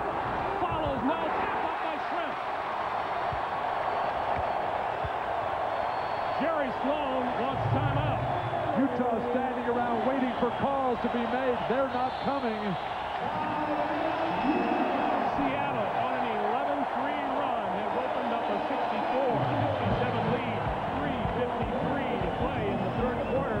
We'll come back to Key Arena in just a moment. This is the NBA on NBC. That isn't the last one, is it? Yeah, why? Did I mention that I found the negatives from your bachelor party? Be a shame if Carla found out about that whole Niagara thing. Back at a noisy Key Arena. Greg Gumbel, Bill Walton, Steve Jones, Ahmad Rashad, Jim Gray. 3:53 to play in the third. The Sonics lead it by 7. Greg, Utah keeps falling behind, and then they have to surge and fight back with everything they got. They're not a real deep team with the way the bench is producing today or failing to produce today. That's going to wear them out. Karl Malone, J.Stockton, they got to get in this game right now and never lose track again. Well, Stockton is back in the game, and the Sonics were trying to make their break against the inexperienced Howard Isley under the pressure and the bigness of the moment. Last time they were down, it was Russell who brought them back. Carr's turnaround isn't there. Kemp has the rebound, and he's out of bounds. He was looking for the foul call from Hugh Evans, didn't get it, and just walked out of bounds. Again, it's the lack of championship experience. Hornacek comes up limping. Remember, he hurt that knee in Game 5. And I'm not sure what Sean Kemp is looking for here. Clearly no foul. He actually grabbed the ball. He was out of bounds, and the ball was inbounds. So there was his violation. He thought he was going to get a call when he and Russell collided. Sonics shooting red hot. Big men for Utah. Malone and Carr fading away, and Hornacek wincing out here behind the three-point line. Double team on Malone. He finds Russell. What a shot! Oh, Brian Russell! Well, Russell is the guy that dives from the weak side. So whenever they double on Karl Malone, that is his first look. It's him look over his shoulder for the cutter. And against the high-flying Sean Kemp, he's still able to get that one away. But, Steve, you notice how Karl Malone correctly keeps that ball in that triple threat position, something that Akeem Olajuwon did not do in the sweep at the hands of the Sonics. 64-60 Seattle, 3:20 to play. 10 1/4 for Russell, and whenever they've gotten in trouble, he's given them a little life. H.Hawkins. Hawkins leans into Foster and draws the foul. It's a completely different H.Hawkins today. Hawkins looking for a shot and does it by getting the pump fake and Foster off his feet, but you can't score if you don't look to really be aggressive, and that's what Hawkins is trying to do. He's been averaging around 12 when he's had good games, but he cannot afford to have a game like he had in Game 6 where he gets shut out from the field. Hawkins now 4 out of 5. See, when that guy like H.Hawkins comes in that lane and gives that little pump fake, a defender like Foster, who's a legitimate 7-footer, if he keeps his chest out and his hands back, he can get away with going for the initial head fake. But when he comes in there with his hands, they're going to call that foul on the pump fake every time. Gets them both and extends the Sonics lead to 6. Now more size and more strength on Stockton with Askew. Hornacek trying to save H.Hawkins. Stockton drives past Askew. Doesn't get it to fall. Sean Kemp making it happen, forcing the miss, and still getting the rebound. The most difficult thing for an interior player. They want to let Payton work a little bit against Stockton, try to make him fatigued a little bit at his end of the floor. They're going against the shot clock now, one-on-one Payton. Stockton forces him to the baseline, comes up shooting.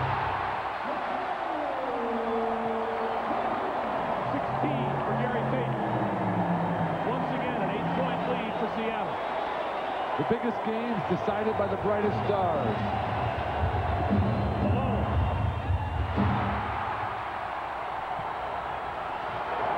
Payton in a hurry. Perkins. Down low and back outside.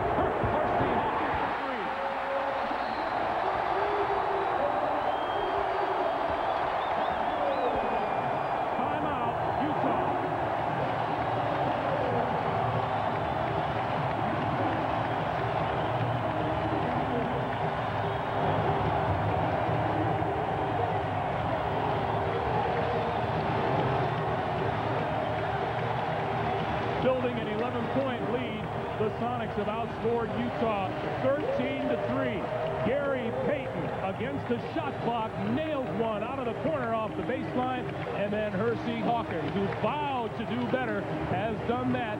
He hits the three, 71-60. Sonics lead the Jazz, 2:02 to play here in the third quarter.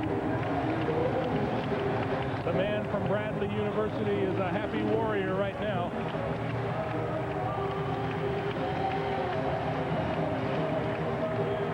Jerry Sloan has got to slow things down again. George Karl has finally gotten his team to get into an up-and-down game, stretch Karl Malone and the Utah Jazz out, and that is what has made the difference here in the quarter. I want to remind you, next Sunday, 2 p.m. Eastern Time, NBC Sports has a very special preview of the 96th U.S. Open. We'll look at this year's U.S. Open Championship at historic Oakland Hills Country Club, dubbed the Monster when Ben Hogan tamed it back in 1951. Its greens are legendary, and Johnny Miller will tell you why. And visits with defending champion Corey Pavin, Phil Mickelson, and Jack Nicklaus, who tees it up for the national championship for the 40th and perhaps last time. That's all next Sunday at 2 p.m. Eastern Time here on NBC. Let's check in with Jim Gray. Jim. All right, thank you, Greg. Well, during this timeout, D.Schrempf, before George Karl and his staff came over, went over to S.Kemp and to Gary Payton, and he said, guys, we're just this close. We're so close to blowing this game out. Let's remain focused. And then he tapped the side of his temple and he said, guys, you two have got to think. You two represent all of us out there. You two must think these remaining 14 minutes. Greg? All right, Jim. It's starting to be Seattle Sonics basketball right now. Game 7 playoff facts. Big leads late, very difficult to overcome. Russell collided and took a shot in the head, but they've got to get Karl Malone in the game at the offensive end. Hornacek. And now Stockton. Shot clock is down to 5. Russell puts it up for 3. Brian Russell having trouble with his eyes. He's saying he can't see. He shot pretty well for that. Don't open your eyes. That's the best thing. Just keep shooting blind. He's still squinting. David Benoit will come in first opportunity. Right. Kemp, double team. And tied up by Malone, jump ball. And that will get Benoit into the game for Brian Russell. Here's Russell shooting 3. And for a guy you can't see, that's a heck of a shot. Well, that tells you what kind of a quarter he's having. He's got 13. He's squinting. But he's saying, I can't see. And you know what you said? Then why did you shoot? You made it. I put him back in there. Either that or what's the problem? Tap goes to the Jazz. The difference right now has been Gary Payton has outshined J.Stockton.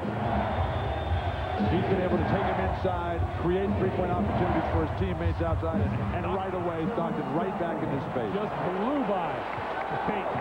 17 for Stockton, 71-65, 55 seconds to play in the quarter. What the Sonics can't do is get happy because the Utah Jazz are resilient. They know how to play from the rear, and they want to get control of the tempo again. Nate McMillan hit it. First 2 points in the game for the Sonics captain. 73-65. And you see McMillan limping badly out there. Hornacek. And Hornacek answers right back. Finally, Utah starting to find some sort of a rhythm. 5 in the quarter, but this is only a 6-point game. They've only built 3 points on their lead. So even though it seems like the Sonics are ready to run off and hide, Utah is not willing to let go. Perkins for 3. And Benoit with the rebound. But what an effort by S.Kemp on the offensive glass. That'll pay off eventually. Stockton. Benoit tap, no good. Loose ball. Picked off by the Sonics, and that'll do it for the quarter. H.Hawkins vows to make a difference. So far he has. 7 points here in the third, 10 on the night. The Sonics lead the Jazz after 12 minutes to play for the Western Conference Championship. We'll be back to Key Arena in Seattle after these messages and a word from your local station. You're watching the NBA on NBC.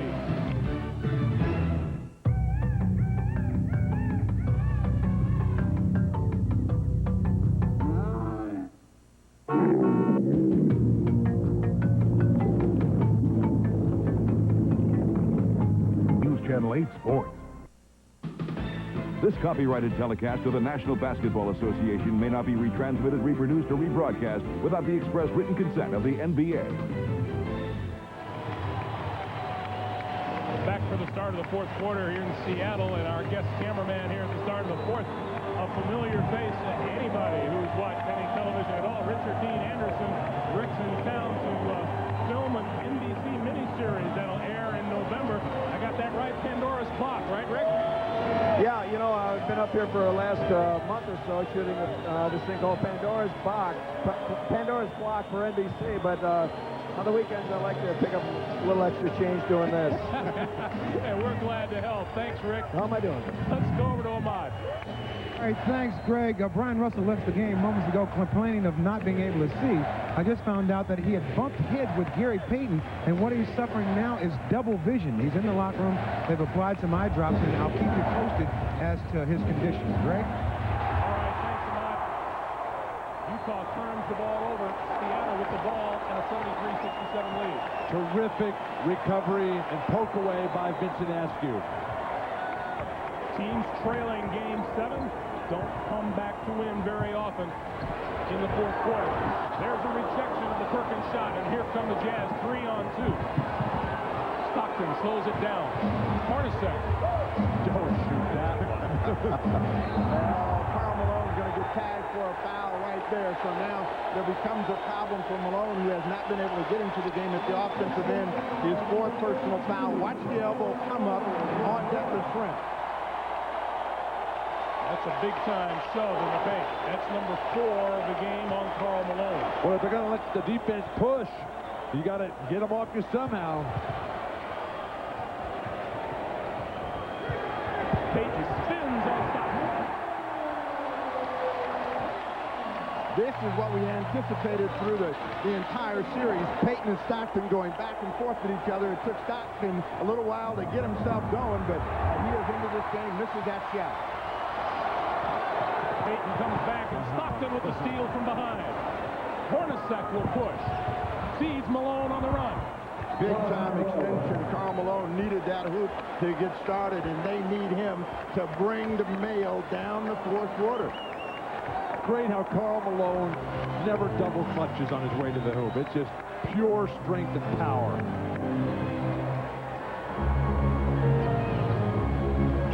Perkins with the shot clock running down now to 5. D.Schrempf needs to get it away. Forces it over Malone. And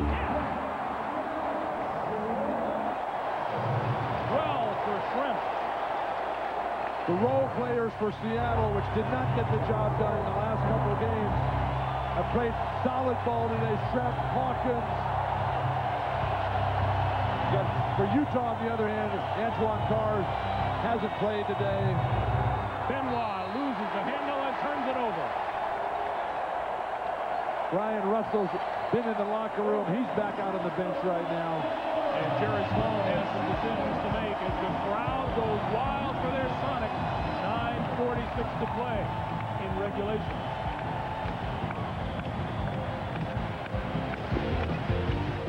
Michael and the Bulls want the West winner. The NBA Finals Game 1. Where great taste runs in the family, brings you Miller Moments. And tonight's Miller Moment spotlights the last time a Western Conference Final went to Game 7. 3 years ago, the Sonics and the Phoenix Suns, the game belonged to Charles Barkley, who had a monster game.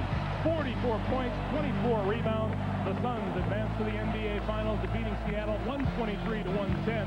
In recognition of that moment, Miller Brewing Company will donate $1,000 to the Thurgood Marshall Scholarship Fund. That man, George Karl, hoping to move on to the NBA's championship round. 3 years ago, Jordan and the Bulls were waiting for the winner again, so nothing has changed except that the Sonics are trying to be the team to get there. D.Schrempf open for three, front rim, and Stockton has the rebound. Sonics, though, have made some major personnel moves since that time, improving team chemistry and versatility off the bench. That'll be Vincent Askew on the push. J.Stockton is the leading rebounder in the game for the Utah Jazz. He's got 7. That tells you that they're not doing the job on the glass, but he is attacking Vincent Askew. They're going to have to change that matchup. With only an 8-point lead, he's able to break down the defense. That means somebody else is going to get involved. Brian Russell back on the floor for the Jazz. Stockton finds Russell, and Russell puts it up. Tough shot, waited so long. Karl Malone's only got 4 rebounds in this game. Benoit came over to tap it back. So Carr, Russell, Benoit, Malone, and Stockton. Up top, Benoit for 3. And David Benoit curls it home. Benoit has been waiting for Jerry Sloan to call his name at a meaningful time. He used to start. He wants to prove that he hasn't gone AWOL. Well, he hurt his knee before Game 4 in the Portland series and been struggled to get any playing time since. Swing it around to McMillan, who puts up a 3. That's when the Jazz can get back in the game, when the Sonics stand around and shoot the ball from the perimeter.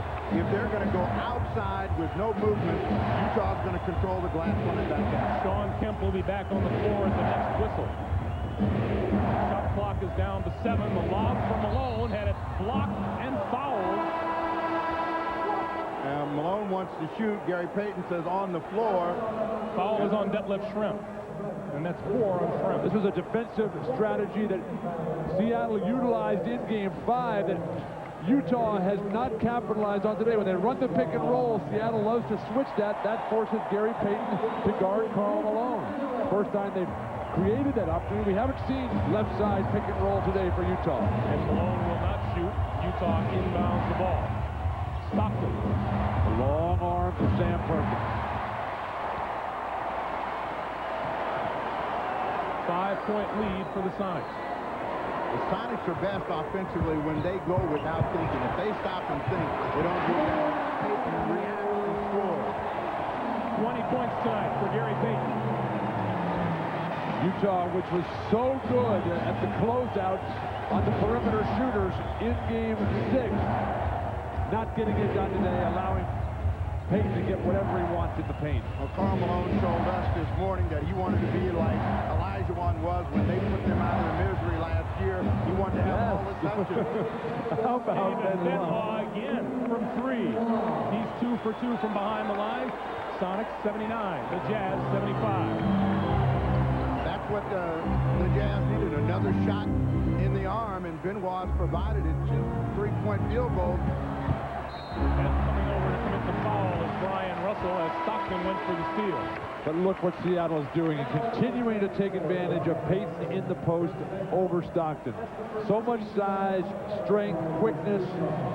You know, the entire community here, Bill, was nervous about the Sonics, thinking that they would see a replay of the Denver Nuggets, a replay of the LA Lakers, but this team has been different and played true to their character so far. They have been aggressive, and they've been able to hold the lead, but give Utah credit, they are really fighting. But it's the poise and maturity that we're seeing in G.Payton and S.Kemp that has been the difference from the last couple years, as well as the more relaxed attitude of George Karl. Oh, John. Another step. Stockton looking for the foul call. Didn't get it. 80-77. Sonics by 3.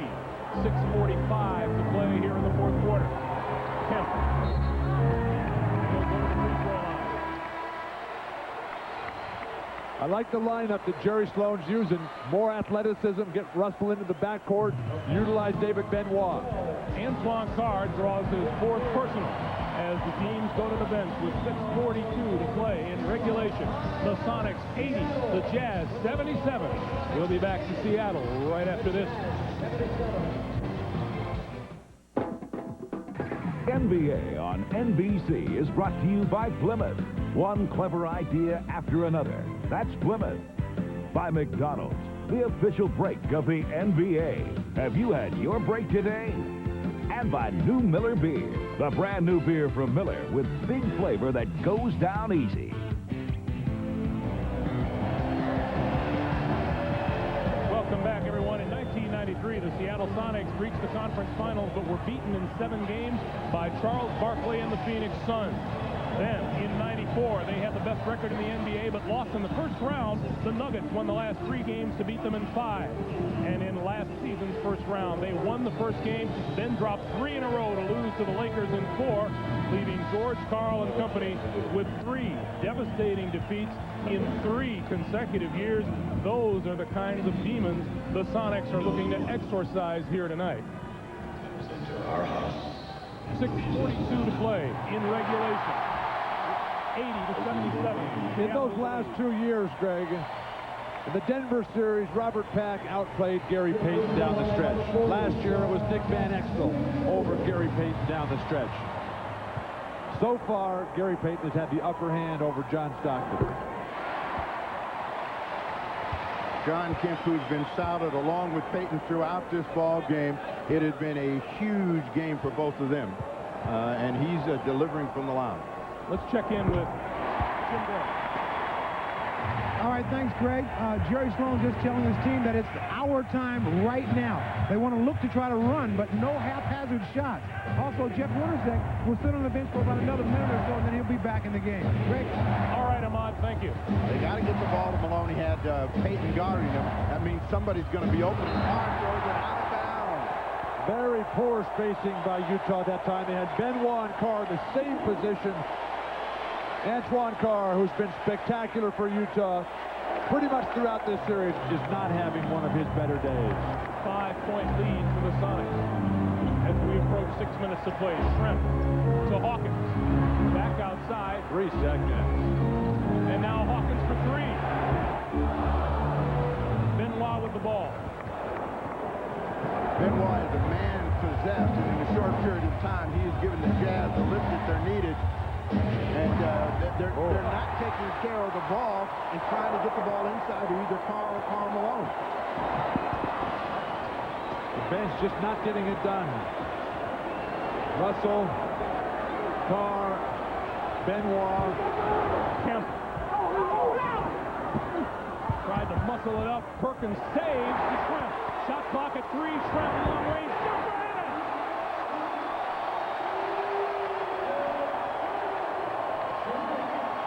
Douglas Schrempf is having the offensive game that Utah needed from Jeff Hornacek. Malone. Whistle blows, no basket. Illegal defense call against Seattle. Douglas Schrempf against the clock will send one skyward. It's the rainmaker right here. He thought he got fouled on the play. He wanted 4, but the crowd erupts again, as well as the bench for the Sonics. Again, they got a little bit of life. J.Stockton will come back for an illegal defense technical. The first 5 games of this series, J.Stockton totaled 33 points. That is his 34th point in the last 2 games. Hornacek back in. And they need him to catch fire. They need to see him come to life. Benoit goes out. The Jazz aren't moving well off of Stockton's penetration off the screen.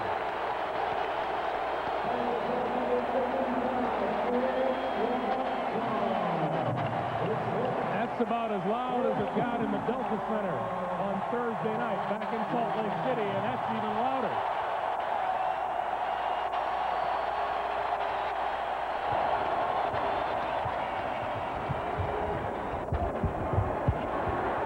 Kemp. The one time he double clutches, he doesn't score. Well, he got himself too deep underneath the basket. He really should have continued to come out the other side. Thought he was going to be able to draw the foul. Antoine Carr just tossed his goggles off to the sideline. the basketball down the stretch in games like this, pulls the Jazz to within 5, 4:20 to play. Those goggles are critical for Antoine Carr, though. He's got a serious long-term eye injury, fractured cheekbone, can't take the bright lights in that eye at all. Kemp kicks it to Schrempf. Big time rebound, Sean Kemp. And Carr, very upset, a foul wasn't called. First half, Antoine Carr was able to pull those balls in. All Sean Kemp lately. Payton looking for a way around Stockton. And they never set up anything. This is just a one-on-one effort for Payton. Left hand doesn't get it. Russell with the rebound. Very poor sequence there for Seattle. Hornacek goes to Malone down low. And another illegal defense call. Utah just get right back in this game on these illegal defenses. You see Carr without the goggles, but it has been war inside between Carr and Kemp. They're trying to keep him away from the position.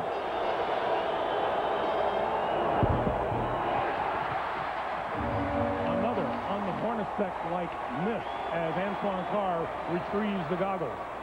We talked at the half that Hornacek needed a lot more shots. I thought he needed 20 for the game. He's only taken 9 field goal attempts. 3:20 to play. Malone over Perkins. Terrific defense by Sam Perkins. And they're looking for a call. And it's going to be Seattle basketball. Hornacek thought that Sam Perkins touched it last, and Hugh Evans couldn't see, so the Sonics get a good bounce. Coming up on 3 minutes to play. Schrempf. And he was fouled, and Dick Bavetta calls a travel. Wow. Schrempf runs over and says, you had it the other way. Go over there and tell him you had it the other way. 17 Seattle turnovers tonight. Bavetta's going to take charge here and call the traveling first before Mike Mathis had the foul call. Good teamwork by the officials. One of Detlef's biggest moves all night and quickest was to the official. 5-point game. The Jazz still in it, and the Sonics have to stay active at the defensive end, try to be disruptive, and then run out of a miss. Utah just not quick to pass the ball tonight. Brian Russell on the move. The follow is good by Antoine Carr. 85-82 as we come up on 2.5 to play. Sonics have hit just one of their last 6 shots from the floor. Coming to Payton against Stockton, and they think they can back him down and beat him off the dribble. Payton. Sam Perkins for 3. And Russell is there for the rebound. There were so many Sonics in there. Kemp, Schrempf, not a single one of them got in the air. All Brian Russell, the shortest of them all. 2 minutes to play.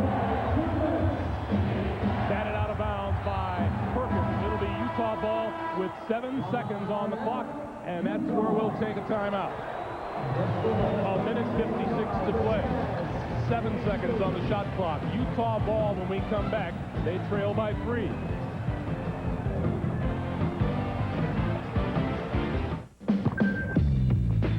Yeah. It's all good. Malone, half of a terrific Hall of Fame duo, Malone and John Stockton. The Jazz have never reached the NBA's championship round. They're looking to do it now.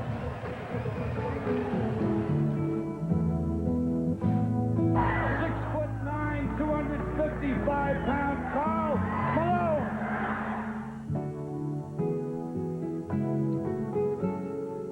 A new NBA assist king, John Stockton.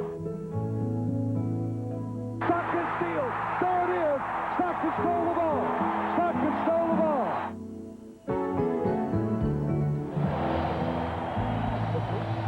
The question is, does this run stop here tonight, or does it continue into the NBA's championship round? 7 seconds on the shot clock. Stockton Shot clock at 2 on the run. In and out and back in again. 85-84, Seattle 22 for John Stockton tonight. Huge game for Stockton, and like Sloan said, against the clock, Stockton has made a lot of good things happen for him. He wants the ball in his hands. Seattle cannot get tentative at the offensive end. 10 on the shot clock. Kemp. And this one is against Antoine Carr. That is number 5 on Carr. Let's go back to John Stockton. John Stockton just able to break down the defense off the broken pick and roll and over the outstretched arms of helpless Seattle defenders. As big a shot as John Stockton's ever hit in his career. Now Antoine Carr playing with 5 fouls. Well, they're trying to come to Kemp, and they want to get an inside score. Sean Kemp. And the whistle blows. That'll do it for Antoine Carr. The discipline of Sean Kemp to get what he wants. To work him down into the paint. Still with no hitch back to that baseline side to set it all up. But clearly Antoine Carr all over the arm. In the last 2 victories for Utah, Carr had 8 points in Game 6, 16 points in Game 5. He finishes up with 4 points and 3 rebounds tonight. He laid his big body out there and banged some people around, made Sean Kemp work a lot harder here in the second half of play. Kemp was nearly perfect in that first half. Steve, that is so much what the home court advantage is all about. Sean Kemp gets the first free throw to extend the lead to 2. But it's always those middle-level guys, the Antoine Carrs, the Felton Spencers, the David Benoits. At home, they play great. But what happens when they get out on the road? 87-84 Sonics coming up on 1:10 to play. Hornacek. Hawkins got a piece of that. Hornacek thought he was fouled. Now, if you're a Sonic, you want to use time, but you don't want to become tentative. So they've got to be aggressive, trying to go a 2-man game between Kemp and Payton. They turn it over. Malone with the steal. Malone in transition. And there's a foul by Payton on Stockton. Good foul by Payton. Didn't let him get numbers, so that they'll have to set up.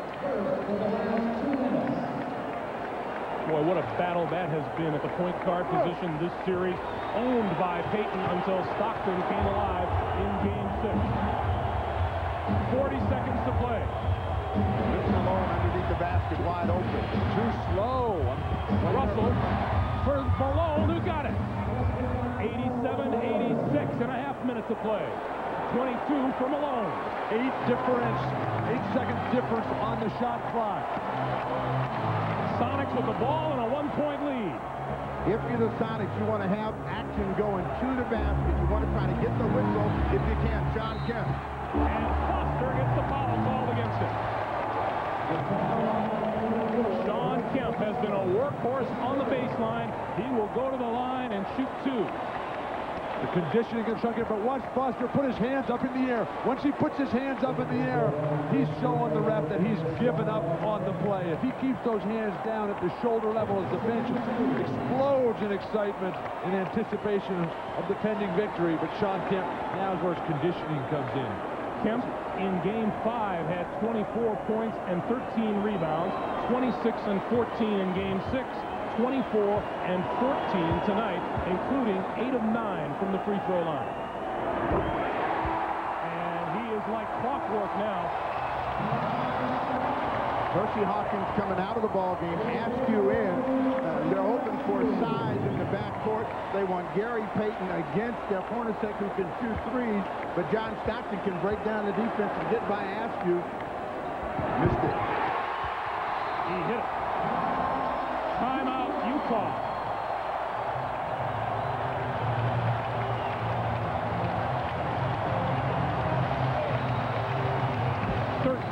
.9 to play for the Western Conference title.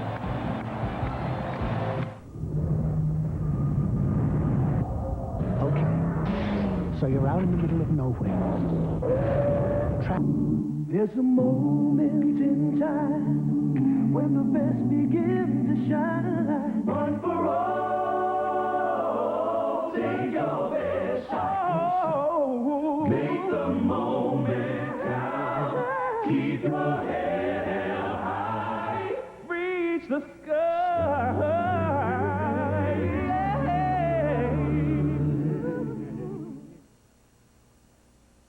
Next Sunday, a special preview of the U.S. Open. Johnny Miller shows you why Oakland Hills' Tricky Greens labeled this course a monster. Plus, Jack Nicklaus as he prepares for his 40th and perhaps last Open. All a prelude to an unprecedented 4 days of network coverage of the U.S. Open, beginning Thursday, June 13th on NBC. So many disappointments in the Sonics' recent history can be erased if Seattle can hold on to a lead with 13.9 to play. If you're the Utah Jazz, you got to take the first score available. If you take a three-point shot, you're inviting yourself to be down by 5 or more with clock running against you. K.Malone, J.Stockton, Hornacek, probably the guys who are going to try to get something going real quick, but they got to get the first score and then come back, try to make a steal and foul. I beg to differ. I think they need to go for the 3 right now and make it. They're going to eventually have to make a 3 because Seattle is shooting free throws very well.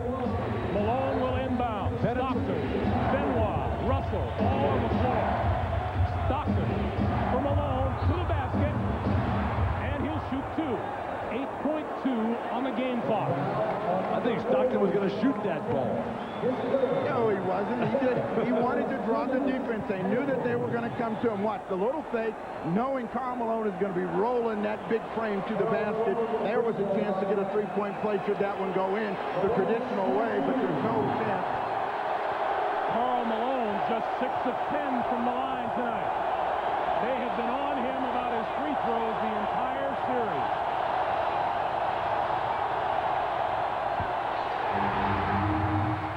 Too much bounce in the legs. It is live. And George Karl walks all the way to center court to say, I want a 20-second timeout. And the team huddle is going to take place at midcourt. While they huddle, we'll remind you, Wednesday in prime time, 9 p.m. Eastern, Game 1 of the NBA Finals. The Chicago Bulls host the winner of this one, the Jazz or the Sonics versus the Bulls. The NBA Finals in prime time, Wednesday, 9 p.m. Eastern, here on NBC.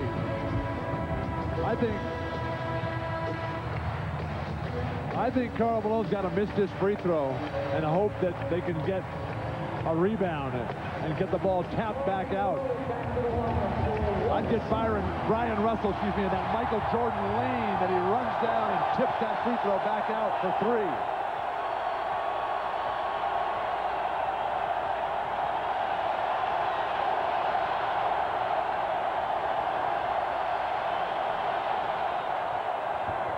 He missed them both. Seattle with the ball and the whistle.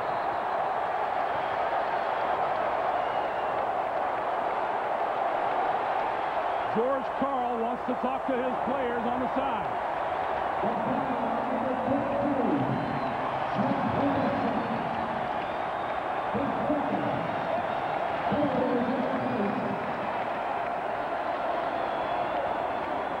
Utah is down to a 20-second timeout and 7.3 on the clock. Now they fouled the wrong guy, and H.Hawkins is going to be the free thrower. You'd have liked to have G.Payton be the guy. He has not shot free throws well. H.Hawkins at 90% in the playoffs, and this would be his revenge, a sweet moment to give his team, the fans, the win.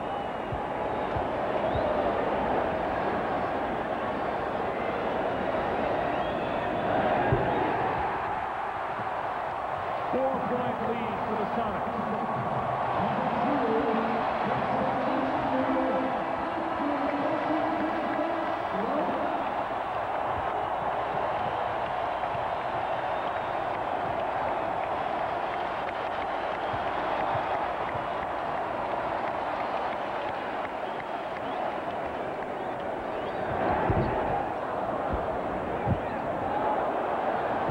Brian Russell for 3. The leader, no. Rebound, Seattle, and it's over.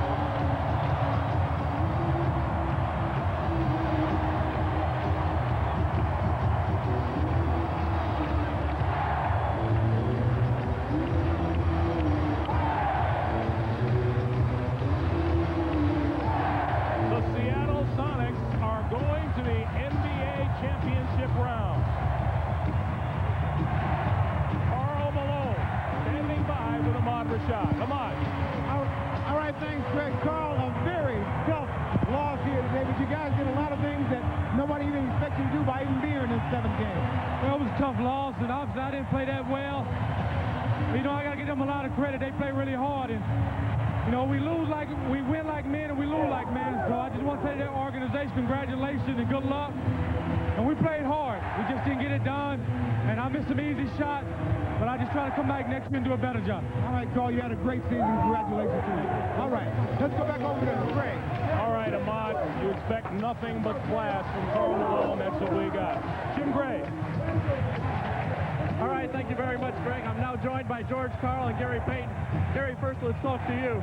Those 4 big free throws by S.Kemp. How nervous were you when he was shooting that ball?